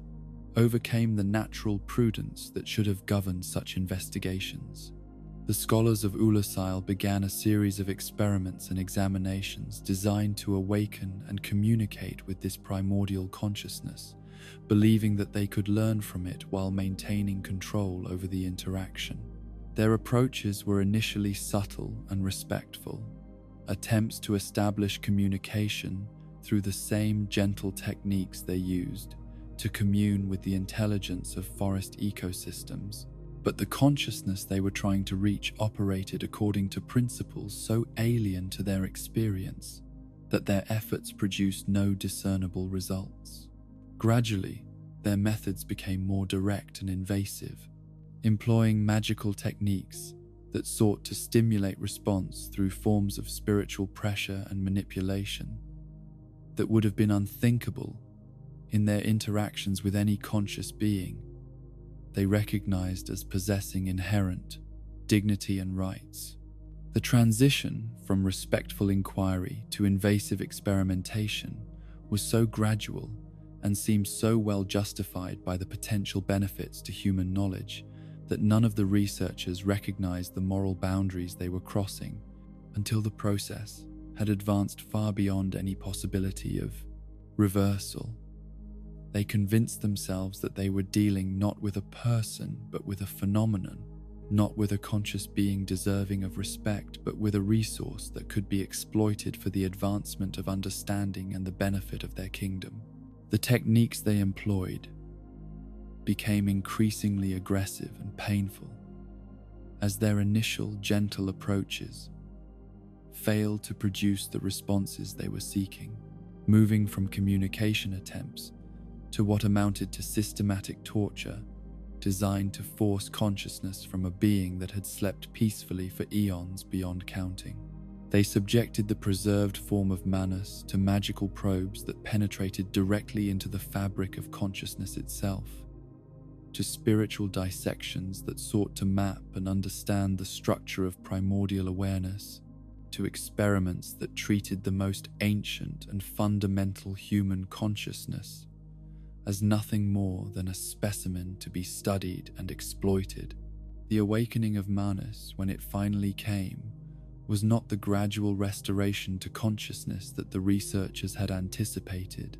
but rather an explosion of rage and anguish, so profound and terrible that it shattered the very foundations upon which their understanding of reality had been built. The consciousness that emerged from its long slumber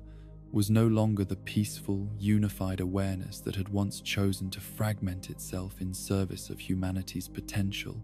but something that had been transformed by the pain and violation of its awakening into a force of pure destructive fury. The Father of the Abyss, as Manus would come to be known in the terrible age that followed his awakening, represented something unprecedented in the history of the world, a consciousness so ancient and fundamental that its corruption had consequences that extended far beyond any individual tragedy or local catastrophe. Where the corruption of the Four Kings had created a localized distortion that could be contained through desperate measures, the transformation of Manus affected the very source from which all human consciousness derived its essential nature. The rage that consumed the awakened being was not merely personal anger at the treatment he had received, though that component was certainly present and understandable, but rather a cosmic fury at the violation of principles so fundamental that their transgression called into question the entire moral framework upon which civilization had been constructed. The consciousness that had once willingly sacrificed its unity to create the potential for individual human awareness now experienced that same individuation as a source of unbearable pain and loss. While the separation from the primordial dark that the Age of Fire had imposed upon human consciousness became a torture that demanded redress through the destruction of everything that the current order had created. The birth of the Father of the Abyss marked not just the awakening of a single powerful being, but the emergence of a force that operated according to principles that predated and transcended the moral categories that governed normal existence. Manus did not seek power or domination in any conventional sense, did not pursue goals that could be understood through normal frameworks of ambition or desire. Instead, he embodied a fundamental rejection of the very concept of separation and individuation, a cosmic homesickness for the unity that had been lost when the dark soul was fragmented and scattered among the human race. The corruption that began to spread from the depths of Ulasil's excavation site was unlike anything that had been previously encountered in the history of the Age of Fire, for it operated not through seduction or gradual transformation, but through direct assault upon the foundations of individual consciousness itself. Those who came into contact with the influence radiating from the awakened Father of the Abyss found their sense of separate identity beginning to dissolve, their individual awareness merging back into the primordial unity from which it had originally emerged. This process was not experienced as liberation or transcendence by those who underwent it, despite superficial similarities to mystical experiences that sought union with cosmic consciousness, but rather as a form of death that preserved awareness while destroying everything that made that awareness meaningful or bearable. The victims retained their memories and intellectual faculties while losing the capacity to experience themselves as distinct entities, creating a form of existence that combined the worst aspects of both isolation and merger. The transformation of Ulasil's inhabitants began slowly and subtly, manifesting first as slight changes in behavior and perception that might have been attributed to natural variation in personality and mood, but gradually accelerating as the corruption gained strength and began to affect larger numbers of people simultaneously. Individuals who had once been known for their independence and strong personal convictions began to display an unsettling uniformity of thought and response, while the kingdom's celebrated diversity of magical approaches started to converge toward techniques that emphasized merger and dissolution over individual achievement and expression. The physical manifestations of this spiritual transformation were perhaps even more disturbing than the psychological changes, as the bodies of the affected began to alter in ways that reflected their consciousness's return to more primitive and unified forms of organization. Limbs elongated and twisted into shapes that suggested evolutionary regression. Faces lost their individual characteristics and began to resemble abstract masks or the simplified features of ancient dolls, while the capacity for speech devolved into sounds that conveyed meaning through emotional resonance rather than symbolic language. Princess Dusk, whose exceptional sensitivity to the natural world had once been her kingdom's greatest asset, found herself uniquely vulnerable to the corruption spreading from the depths, her consciousness so open and receptive that she could not maintain the barriers necessary to preserve her individual identity against the overwhelming pull of primordial unity.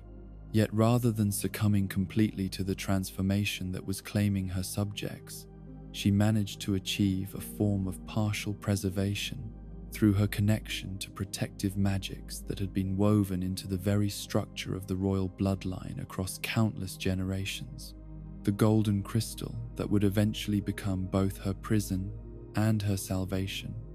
represented the culmination of protective enchantments that had been developed specifically to preserve the essential consciousness of Ulasil's rulers against threats that might transcend normal categories of physical or spiritual danger. When the corruption reached levels that threatened to overwhelm even her exceptional defenses, these ancient safeguards activated automatically, creating a crystalline matrix that could preserve her awareness while holding it in stasis until conditions might permit safe restoration to normal existence. The transformation of Ulasil from a paradise of natural harmony into a nightmare realm of twisted consciousness and corrupted reality attracted the attention of forces beyond the kingdom's borders, including Artorias the Abyss Walker, perhaps the most renowned knight in all of Gwyn's service, and the individual most qualified to assess and address threats that involved corruption by primordial darkness. Artorias had earned his title through his previous encounters with manifestations of the Abyss, developing techniques and equipment specifically designed to allow him to operate in environments where normal consciousness could not survive intact. The knight's approach to combating abyssal corruption was fundamentally different from the strategies that had been employed in the New Londo crisis, focusing not on containment and isolation, but on direct confrontation and purification through the application of specialized training and magical protections. Artorias believed that the Abyss could be defeated through courage and skill rather than requiring the kind of massive sacrifice that had characterized the flooding of New Londo, and his confidence in this approach was based on substantial experience with successfully resolving smaller manifestations of primordial corruption. Yet the situation that awaited him in Ulasil was unlike anything he had previously encountered, for the corruption here emanated not from human ambition gone astray, but from the awakened consciousness of humanity's primordial ancestor, a being whose power and significance transcended anything that conventional heroism could hope to address. The very techniques and protections that had served Artorias so well in previous encounters with abyssal influence proved inadequate when confronted with corruption that operated at such a fundamental level of reality. The knight's companion, Sif, represented more than merely a loyal animal, but rather a partner whose own consciousness had been elevated through years of shared experience and mutual protection to levels approaching those of rational beings, creating a bond between knight and wolf that transcended normal relationships between humans and beasts. Sif's natural resistance to corruption, combined with his absolute devotion to Artorias, made him an invaluable ally in environments where the normal bonds of loyalty and trust could be twisted by influences that sought to undermine the foundations of individual identity. The battle that Artorias fought against the spreading corruption of Ulasil was not a conventional military campaign, but rather a desperate struggle to maintain his own identity and purpose while operating in an environment that constantly sought to dissolve the boundaries that defined his existence as a distinct being. Every step deeper into the corrupted kingdom required him to resist influences that attacked not just his physical form, but the very concepts of courage, duty, and honor that had motivated his heroic career. The gradual corruption of Artorias himself represented perhaps the most tragic consequence of the Ulasil catastrophe, for it demonstrated that even the most perfectly trained and dedicated servants of the light could be overwhelmed when confronted with corruption that operated at such fundamental levels of reality. The knight's transformation was not sudden or complete, but rather a slow erosion of the qualities that had made him legendary, as the Abyss worked to turn his greatest strengths into sources of vulnerability and self-destruction. The breaking of Artorias' left arm, whether through battle injuries or the physical manifestation of spiritual corruption, became symbolic of the broader damage that the Ulasil crisis inflicted upon the established order of the Age of Fire, representing the limits of conventional heroism when confronted with threats that transcended normal categories of good and evil. The knight, who had seemed invincible in his previous encounters with darkness, found himself reduced to a shadow of his former capabilities, still dangerous, but no longer capable of the clear, moral purpose that had once defined his existence. Sif's protection of his master's grave and the preservation of Artorius' memory as a hero rather than a victim of corruption represented perhaps the only unambiguously positive outcome of the entire Ulasil catastrophe, demonstrating that love and loyalty could survive, even when everything else was consumed by primordial darkness. The wolf's vigil over his fallen companion became a symbol of hope that transcended the immediate tragedy, suggesting that some bonds were strong enough to resist corruption even when exposed to its most concentrated and powerful manifestations. The spreading darkness that consumed the entire kingdom of Ulasil transformed what had once been a model of sustainable civilization into a realm where the normal laws of reality no longer applied, where time flowed in circles rather than lines, where the distinction between past and future became meaningless in the face of eternal present that existed outside normal temporal categories. The township that had once bustled with the activities of scholars and craftsmen became a maze of impossible architecture, where buildings connected in ways that defied three-dimensional geometry and streets led to destinations that had never existed in any conventional sense. The descent into madness and nightmare that characterized the final phase of Ulasil's existence represented not just the destruction of a particular kingdom, but a fundamental challenge to the assumption that human civilization could continue to develop and advance without eventually triggering catastrophes that threatened the stability of reality itself. The corruption that had begun with well-intentioned archaeological research had demonstrated that some knowledge was too dangerous to seek, that some boundary should not be crossed regardless of the potential benefits that such transgression might offer. The lesson of Ulasil would echo through the ages as a warning about the dangers of curiosity unconstrained by wisdom, about the potential consequences of treating consciousness itself as an object of investigation, rather than recognizing it as a sacred mystery that demanded reverence rather than analysis. The kingdom's fate served as a reminder that the greatest threats to human welfare often emerged not from external enemies, but from the corruption of human virtues themselves, from the transformation of noble impulses into sources of destruction and horror. Yet the story of Ulasil also demonstrated the capacity of consciousness to preserve itself even under the most extreme circumstances, as evidenced by Princess Dusk's survival within her crystalline prison and Sif's successful protection of Artorius' memory and legacy. These glimmers of hope suggested that while the abyss could corrupt and destroy, it could not completely eliminate the fundamental spark of individual awareness that represented humanity's greatest achievement and most precious inheritance from the fragmentation of the dark soul. From the ashes of Ulasil's destruction and the tragic corruption of Artorius the Abyss Walker,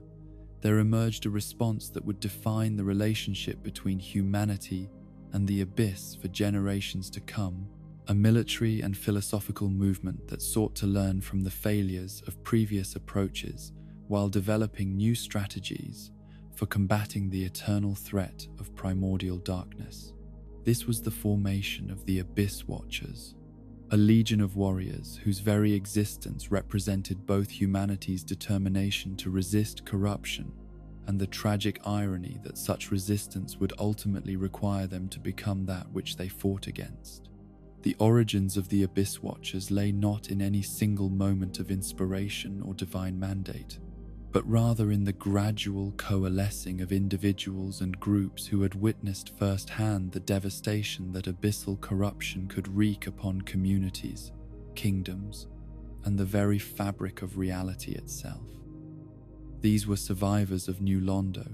who had escaped the Great Flood, scholars from Ulasil, who had fled before the madness consumed their homeland entirely, knights and soldiers who had served under Artorius, and had seen their legendary commander reduced to a shadow of his former glory by forces that transcended conventional understanding of good and evil. What united these disparate individuals was not shared background or common origin, but rather a collective recognition that the traditional approaches to combating the abyss had proven fundamentally inadequate to address the true scope and nature of the threat it represented. The containment strategy that had been employed at New Londo had succeeded in preventing immediate catastrophe,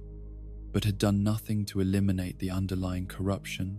merely imprisoning it beneath magical barriers that would eventually weaken with time. The direct confrontation approach that Artorias had attempted in Ulasile had demonstrated that even the most skilled and dedicated individual heroes could be overwhelmed when facing corruption that operated at such fundamental levels of reality. The philosophy that emerged from these hard-won lessons was both elegant and terrible in its simplicity, based on the recognition that the abyss could not be defeated through conventional means, because it was not fundamentally separate from humanity itself, but rather represented the ultimate expression of human nature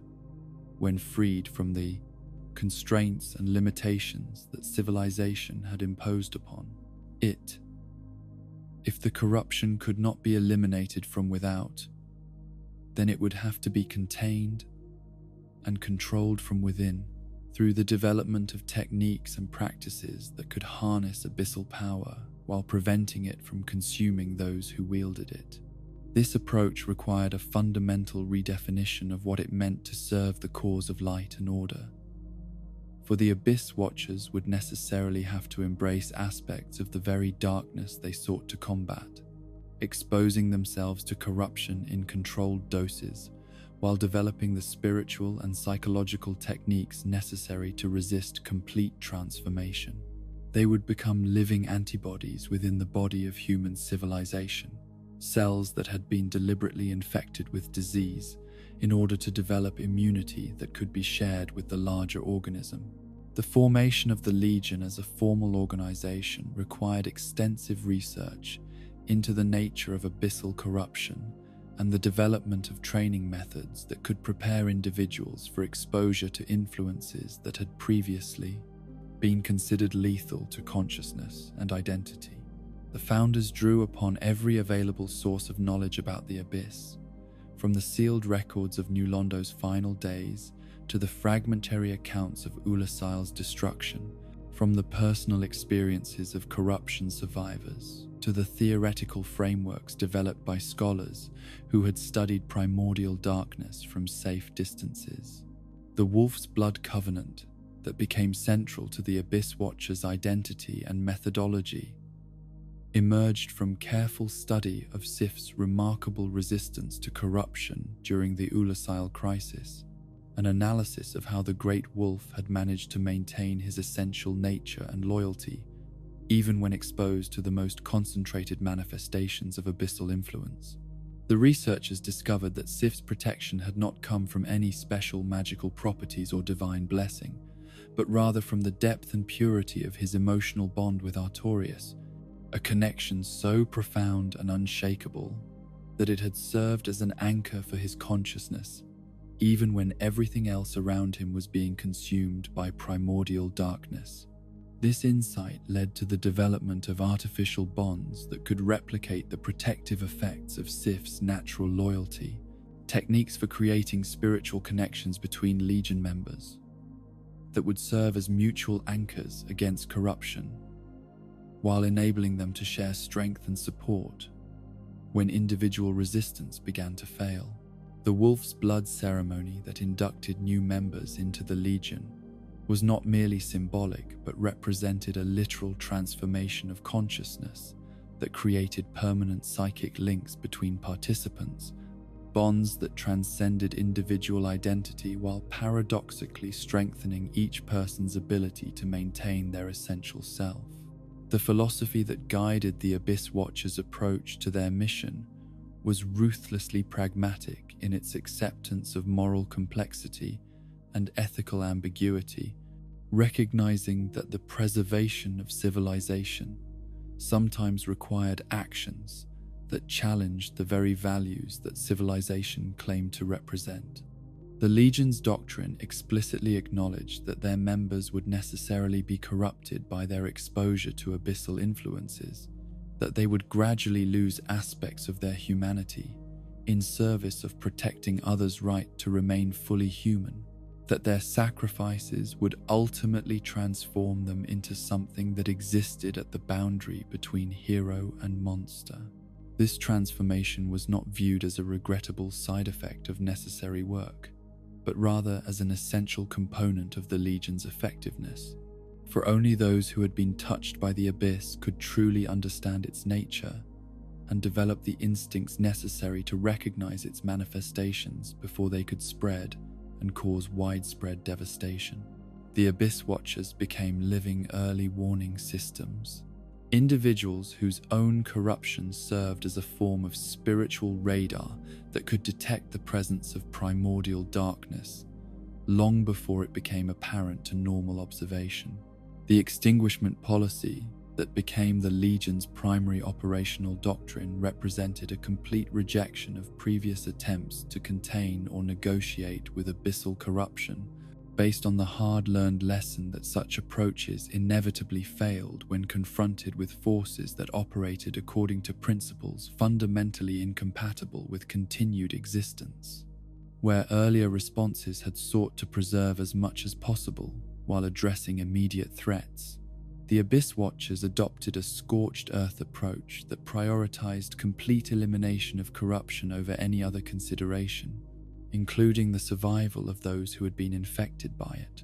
This policy extended not only to obviously corrupted individuals and locations, but also to anyone or anything that had been exposed to abyssal influences, regardless of whether they showed immediate signs of transformation or corruption. The Legion's doctrine held that exposure to primordial darkness created changes in consciousness and spiritual structure that might not manifest for years or decades, but would inevitably surface when conditions were right, making early elimination a form of preventive medicine that spared society the greater trauma of dealing with corruption after it had fully developed. The tragic irony that lay at the heart of the Abyss Watchers' existence became apparent only as their organization matured and their members began to experience the long-term consequences of their exposure to the very forces they sought to combat. The bonds that had been created to provide mutual support and protection against corruption gradually became sources of shared contamination, as the accumulated darkness within individual members began to resonate and amplify across their psychic connections, creating feedback loops that accelerated rather than resisted the transformation they had sought to prevent. The Legion that had been formed to combat the Abyss found itself becoming a vector for its spread, as members who had been infected during their operations returned to their headquarters and shared their corruption with their fellows through the very bonds that were supposed to protect them. The spiritual connections that had enabled unprecedented coordination and mutual support in battle became channels through which darkness could spread faster and more completely than would have been possible through normal means of infection. The eternal battle that would eventually consume the Abyss Watchers from within began as isolated incidents of members turning against their fellows, individuals whose corruption had progressed to the point where they could no longer distinguish between legitimate threats and innocent bystanders, or who had become convinced that their companions had themselves been compromised beyond salvation. These early conflicts were resolved through the Legion's established disciplinary procedures, with corrupted members being eliminated by their still loyal comrades before their condition could spread further. But as time passed and more members reached advanced stages of corruption, the distinction between infected and uninfected became increasingly difficult to maintain, while the bonds that connected all Legion members made it impossible for anyone to be completely certain of their own spiritual condition or that of their companions. The paranoia and mutual suspicion that developed from this uncertainty gradually eroded the trust and cooperation that had once made the Legion so effective replacing it with a constant state of vigilance that bordered on open hostility. The final stage of the Legion's internal transformation saw the establishment of a permanent combat state in which every member was simultaneously hunter and hunted, warrior and target, protector and threat. The headquarters that had once served as a sanctuary where battle-weary soldiers could rest and recover became a battlefield where former comrades fought endless duels to the death, each convinced that they were the only ones still pure enough to carry on the Legion's mission, while all others had succumbed to corruption. This eternal conflict was not random violence or mindless aggression, but rather a twisted expression of the very dedication and sense of duty that had originally motivated the Legion's formation, a manifestation of their commitment to extinguishing every trace of abyssal corruption, even when that commitment required them to destroy themselves and each other. The bonds that had once provided strength and support now compelled them to participate in an endless cycle of mutual destruction, each death serving to reinforce, rather than resolve the paranoia and suspicion that drove the killing. The linking of the first flame that eventually elevated the Abyss Watchers to the status of Lords of Cinder represented not a reward for their service, but rather a final attempt to find some purpose and meaning in their corruption, a way of channeling their accumulated darkness toward the preservation of the Age of Fire, rather than allowing it to serve the cause of primordial chaos. The transformation that made them suitable fuel for the flame was the same process that had made them too dangerous to continue existing in normal society, their corruption becoming the very quality that qualified them for sacrifice. The failure of their sacrifice and their subsequent resurrection in the age of the fading flame demonstrated the fundamental impossibility of permanently resolving the threat that the Abyss represented to human civilization, for even their willing self-destruction had not eliminated the darkness they carried, but had merely delayed its return to active manifestation. The Lords of Cinder who rose from their graves were the same corrupted beings who had once fought to protect the world from corruption, their resurrection serving to reintroduce the very threats they had originally sought to eliminate.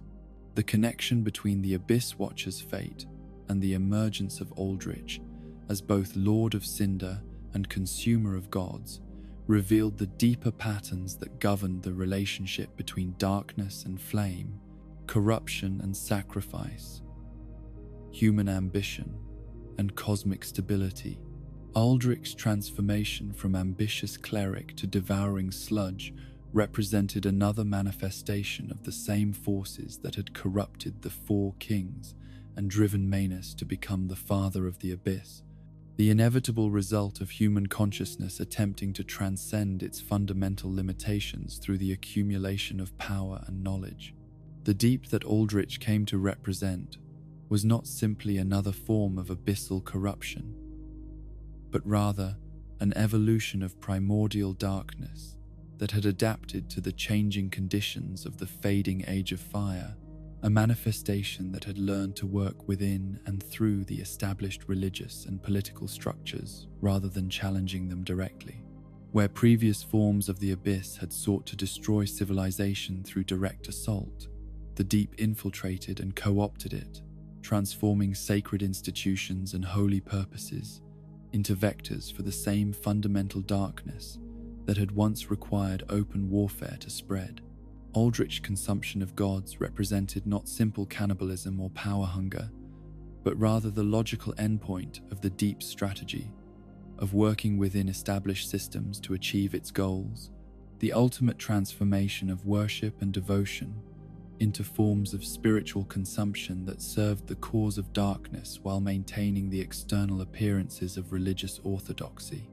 The gods who had once served as protectors and guides became merely resources to be consumed in service of power, that ultimately served the same primordial forces that had always sought the return of the undifferentiated unity that had characterized the age before fire. The revelation that darkness could adapt and evolve, rather than simply persisting in its original forms, represented perhaps the most disturbing lesson to emerge from the long history of humanity's struggle against the abyss, for it suggested that no victory could ever be permanent, no solution could ever be final, no sacrifice could ever be sufficient to eliminate the fundamental threat that primordial chaos represented to the continued existence of consciousness and meaning. The abyss was not a problem to be solved, but rather a condition to be managed, not an enemy to be defeated, but rather an aspect of reality to be acknowledged and accommodated. The endless cycle that the Abyss Watchers represented, the eternal return of corruption and resistance, sacrifice and resurrection, heroism and failure, became a microcosm of the larger patterns that governed the relationship between light and darkness throughout the ages. Their story demonstrated that the very act of fighting the abyss inevitably led to transformation by it, that the qualities necessary for effective resistance to corruption were also the qualities that made corruption most seductive and powerful when it finally took hold. The legacy of the Abyss Watchers would persist long after their final deaths, serving as both inspiration and warning for future generations who would face their own versions of the eternal choice between accepting corruption in order to fight it or maintaining purity at the cost of effectiveness. Their example showed that heroism and monstrosity were not opposite conditions, but rather different aspects of the same fundamental relationship between individual consciousness and the primordial forces that sought to reclaim it. The lesson that emerged from their sacrifice was not that the fight against darkness was hopeless or meaningless, but rather that it required a form of courage that went beyond simple bravery or dedication to duty, a willingness to accept moral complexity and ethical ambiguity that transcended conventional categories of right and wrong. The Abyss Watchers had shown that the preservation of light sometimes required embracing darkness,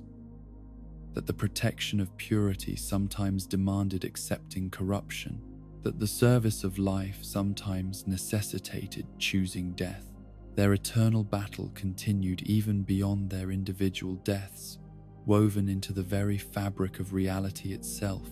as a permanent reminder that the struggle between order and chaos, meaning and void, consciousness and dissolution,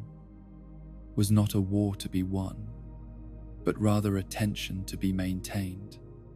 not a problem to be solved, but rather a mystery to be lived. In their endless fighting, in their eternal dying, in their perpetual resurrection, they embodied the fundamental truth that the abyss could never be finally defeated because it was not separate from humanity, but rather represented humanity's own deepest and most essential nature, the darkness that gave meaning to light, the void that made existence precious, the chaos that made order possible. To understand the true nature of the abyss is to confront questions that strike at the very heart of what it means to be human, to grapple with mysteries so fundamental and profound that they challenge every assumption upon which consciousness and identity are built. The abyss is not merely a place or a force or even a state of being, but rather a concept that exists at the intersection of philosophy and reality, where abstract questions about the nature of existence take on tangible form and exert measurable influence upon the physical world. At its most basic level, the abyss represents the return of consciousness to its primordial state, the dissolution of the boundaries and distinctions that emerged when the first flame brought light and separation into a world that had previously known only undifferentiated unity. Yet to describe it in such terms is to risk oversimplification of something whose true nature transcends the capacity of language to capture or convey. For the abyss exists simultaneously as metaphor and literal reality, as psychological state and geographical location, as individual experience and cosmic principle, The philosophical examination of what the abyss truly represents must begin with an acknowledgement that conventional categories of understanding prove inadequate when applied to phenomena that operate according to principles older than the very concepts of logic and reason themselves. The abyss does not conform to normal expectations about cause and effect, about the relationship between consciousness and reality, about the boundaries that separate self from other, existence from void, meaning from meaninglessness. To approach the abyss as humanity's true nature is to engage with arguments that have profound implications for how we understand moral responsibility, individual agency, and the possibility of genuine progress or improvement in the human condition. If the darkness that manifests as abyssal corruption represents not an external contamination, but rather the authentic expression of what humans become when freed from artificial constraints and social conditioning, then the entire project of civilization becomes a form of elaborate self-deception, a collective agreement to suppress and deny the fundamental truth about our own nature. This perspective finds support in the consistent pattern by which exposure to the abyss reveals, rather than creates, the capacity for corruption within human consciousness. The way in which individuals who fall to abyssal influence often display enhanced versions of qualities and desires that were present in subtle forms, even before their transformation. The abyss does not implant foreign thoughts or emotions, but rather amplifies and liberates impulses that were already present, removing the inhibitions and moral constraints that had previously kept them in check. Yet to view the abyss as mere corruption is to ignore the equally compelling evidence that it represents something more complex and morally ambiguous than simple evil or spiritual decay. The experiences of those who have survived exposure to abyssal influence often include moments of profound insight and understanding, glimpses of truths about the nature of reality that remain hidden from normal consciousness, access to forms of knowledge and awareness that transcend the limitations of individual perspective. The relationship between humanity and the dark soul provides perhaps the most crucial framework for understanding the abyss as both gift and curse, liberation and damnation, truth and deception. The fragments of primordial darkness that flow through human veins connect every member of the species to something far older and more fundamental than the artificial light of the Age of Fire, creating the potential for experiences and capabilities that approach the divine while carrying within them the seeds of complete destruction. This connection means that humans alone, among all the races that emerged from the first flame's influence, possess the capacity to transcend the limitations that their creators intended for them, to achieve forms of consciousness and power that rival those of the gods themselves. Yet this same potential makes them vulnerable to forms of corruption and transformation that other races find incomprehensible, for the dark soul responds to influences and temptations that operate at levels of reality where normal moral categories become meaningless. The creatures that dwell within the abyss proper serve as living illustrations of what human consciousness becomes when fully liberated from the constraints of individual identity and social responsibility. Yet they also demonstrate the terrible price that such liberation exacts from those who achieve it. The dark wraiths, who hunt humanity through invasion and predation, have gained power and knowledge far beyond normal human capabilities, yet they have lost the capacity for the relationships and experiences that once gave meaning to existence itself. The humanity phantoms that drift through abyssal spaces like echoes of consciousness that has been stripped of everything that made it recognizably human represent. Perhaps the most disturbing aspect of the abyss's influence, for they suggest that the ultimate endpoint of the journey into primordial darkness is not enhanced existence, but rather a form of dissolution that preserves awareness while destroying everything that makes awareness valuable. or meaningful. The four kings themselves, in their final corrupted form, embody the paradox at the heart of abyssal transformation. Beings who have achieved the power and knowledge they sought through their bargain with Carthy, yet have become something that can no longer derive satisfaction or fulfillment from any conceivable goal or accomplishment. Their existence has become an eternal hunger that can never be satisfied, an endless seeking that can never find what it searches for, a form of life that has transcended normal limitations, only to discover that such transcendence comes at the cost of everything that makes life worth living. The geography of the abyss challenges conventional understanding of space and dimensionality, existing as realms that seem to occupy the same physical locations as normal reality,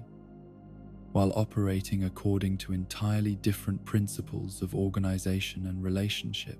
To enter the abyss is not simply to travel to a different place, but rather to experience familiar locations from perspectives that reveal their underlying nature as constructions of consciousness rather than independent physical facts. The spaces within the abyss shift and flow according to the psychological states of those who traverse them,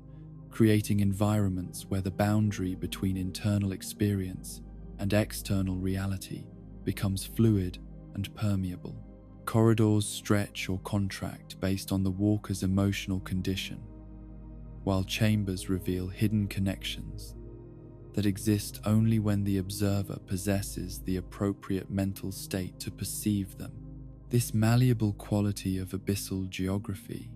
suggests that the realm operates according to principles more akin to dream logic than physical law,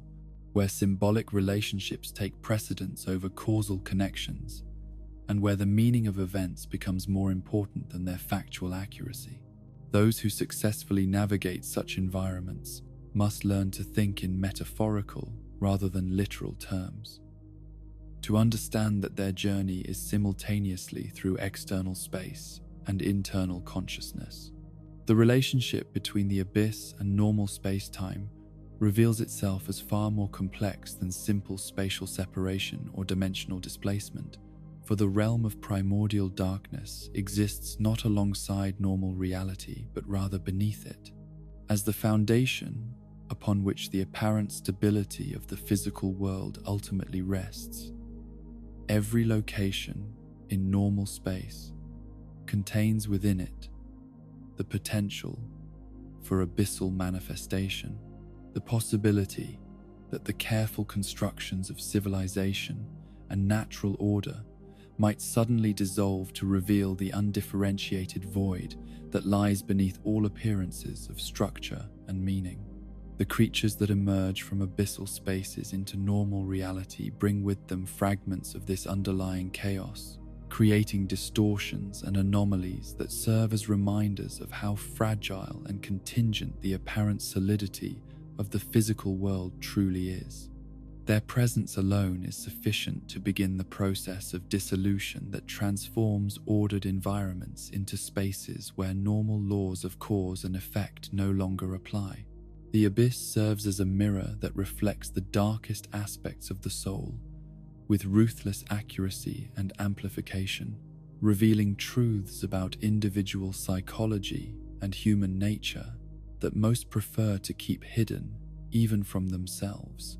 Those who gaze into its depths inevitably confront their own capacity for selfishness, cruelty, and destruction, discovering that the noble qualities they believed defined their character exist alongside impulses and desires that would horrify them if fully acknowledged.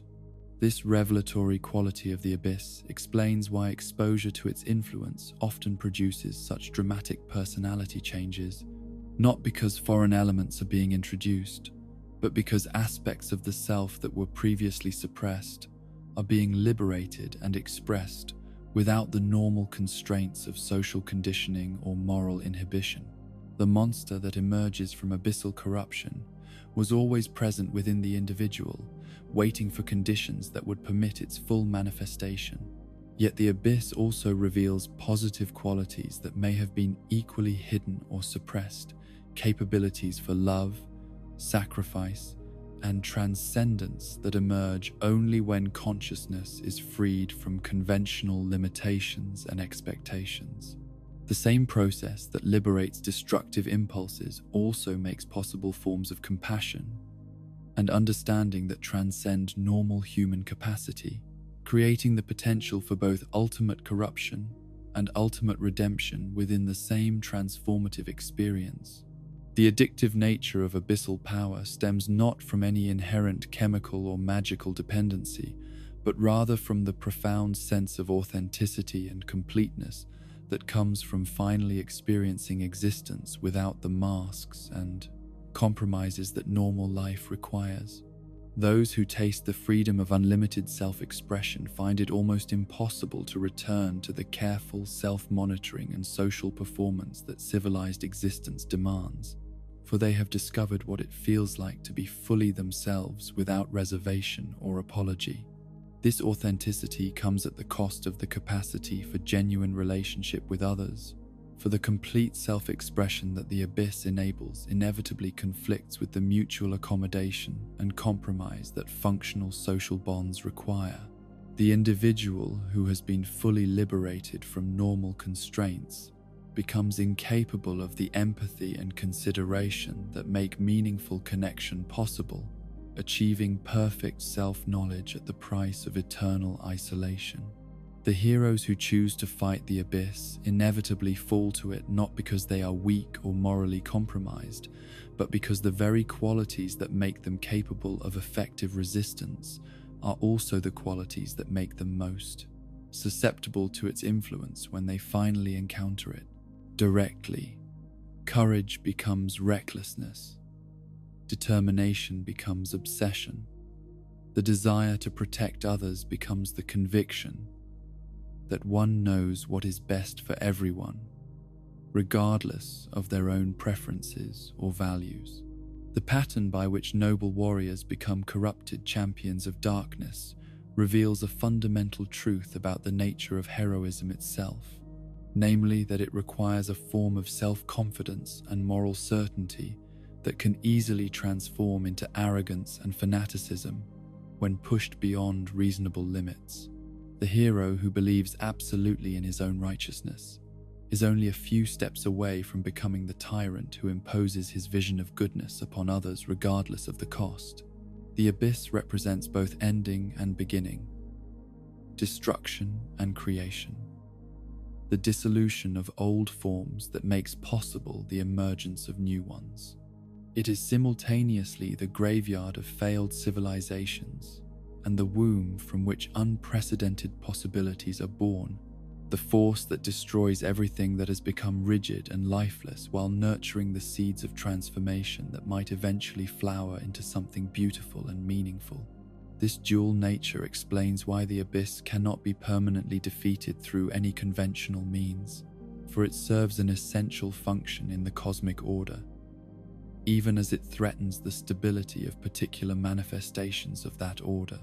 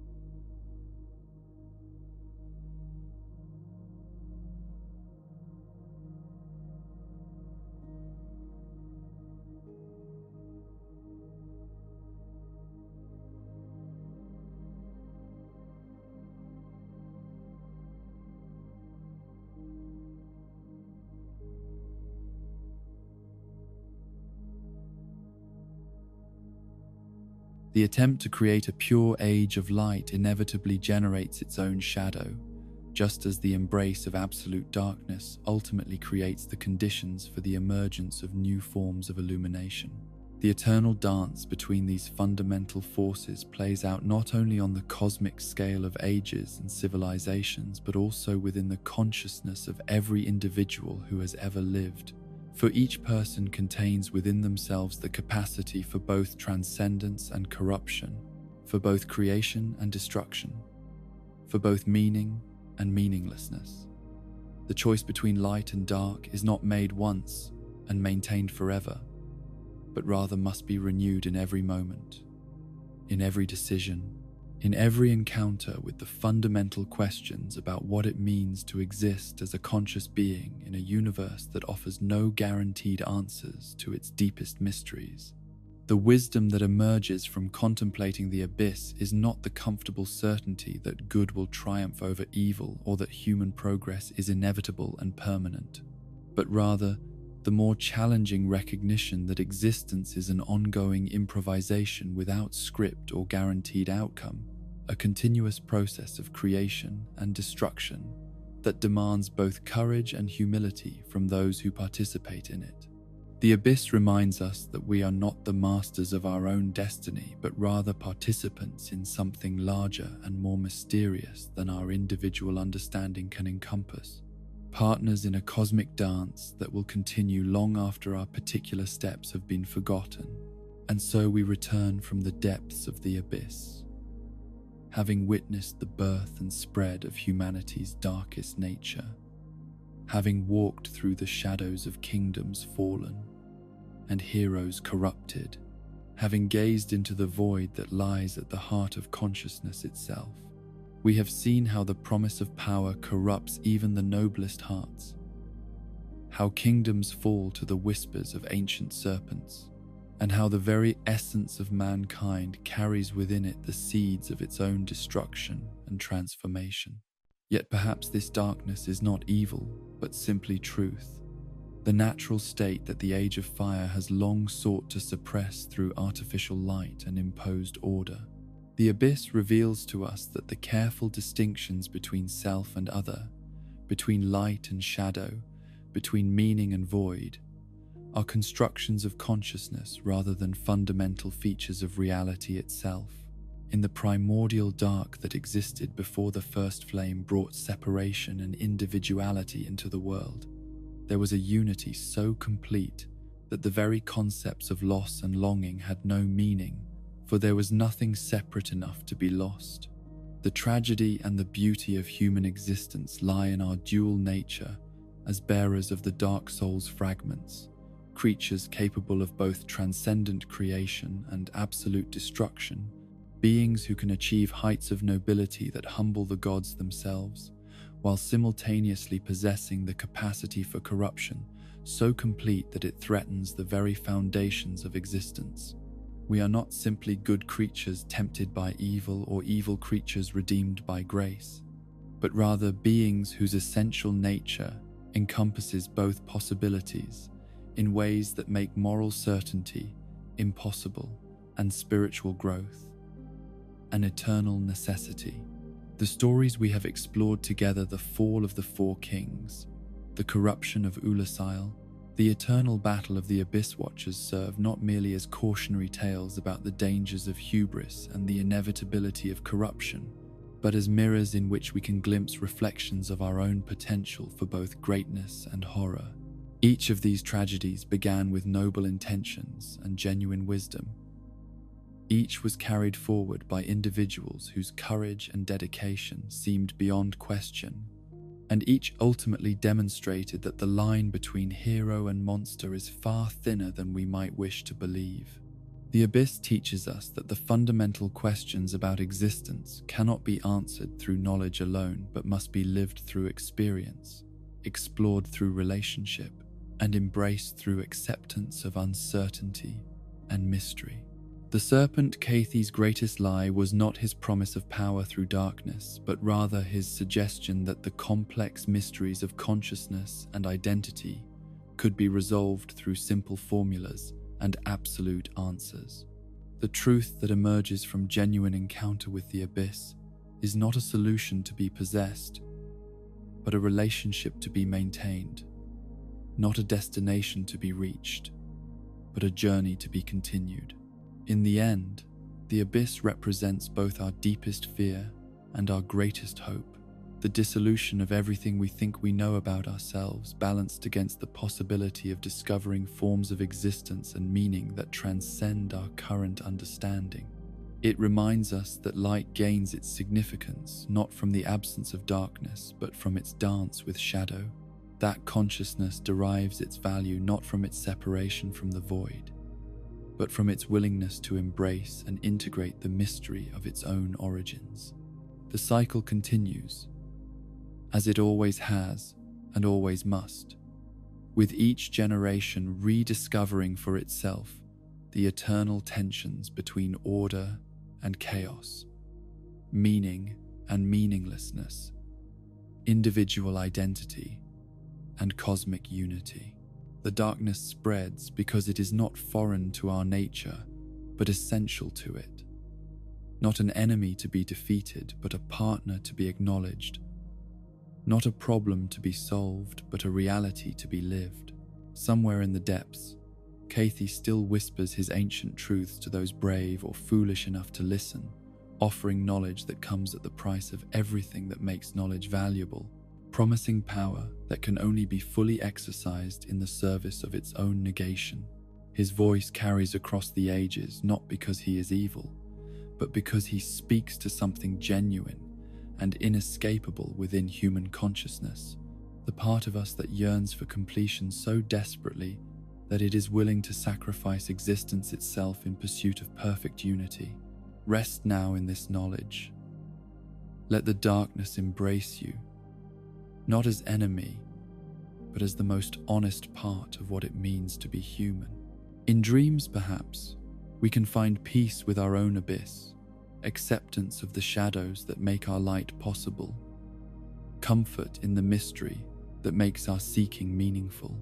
The questions that have haunted consciousness since the first flame flickered in primordial darkness remain unanswered and perhaps unanswerable. But in our willingness to continue asking them, in our refusal to settle for simple solutions to complex mysteries, in our commitment to the ongoing work of existence despite its inherent uncertainty, we discover forms of meaning that transcend any particular answer. Sleep comes to us all eventually, that temporary dissolution of individual consciousness that offers daily practice for the greater dissolution that awaits us at the end of our journey. In that sleep, boundaries soften, and the careful constructions of identity become fluid, allowing us glimpses of the unity that exists beneath the surface of separation. Perhaps this is the abyss's greatest gift, not the promise of power or knowledge, but the reminder that we are never as alone as we sometimes believe, never as separate from each other and from the cosmic processes that gave birth to consciousness as our individual perspectives might suggest. In the darkness of sleep, in the mystery of dreams, in the quiet spaces between thoughts, we touch something that connects us to the deepest sources of existence itself, something that remains constant through all the changes and transformations that mark our passage through time.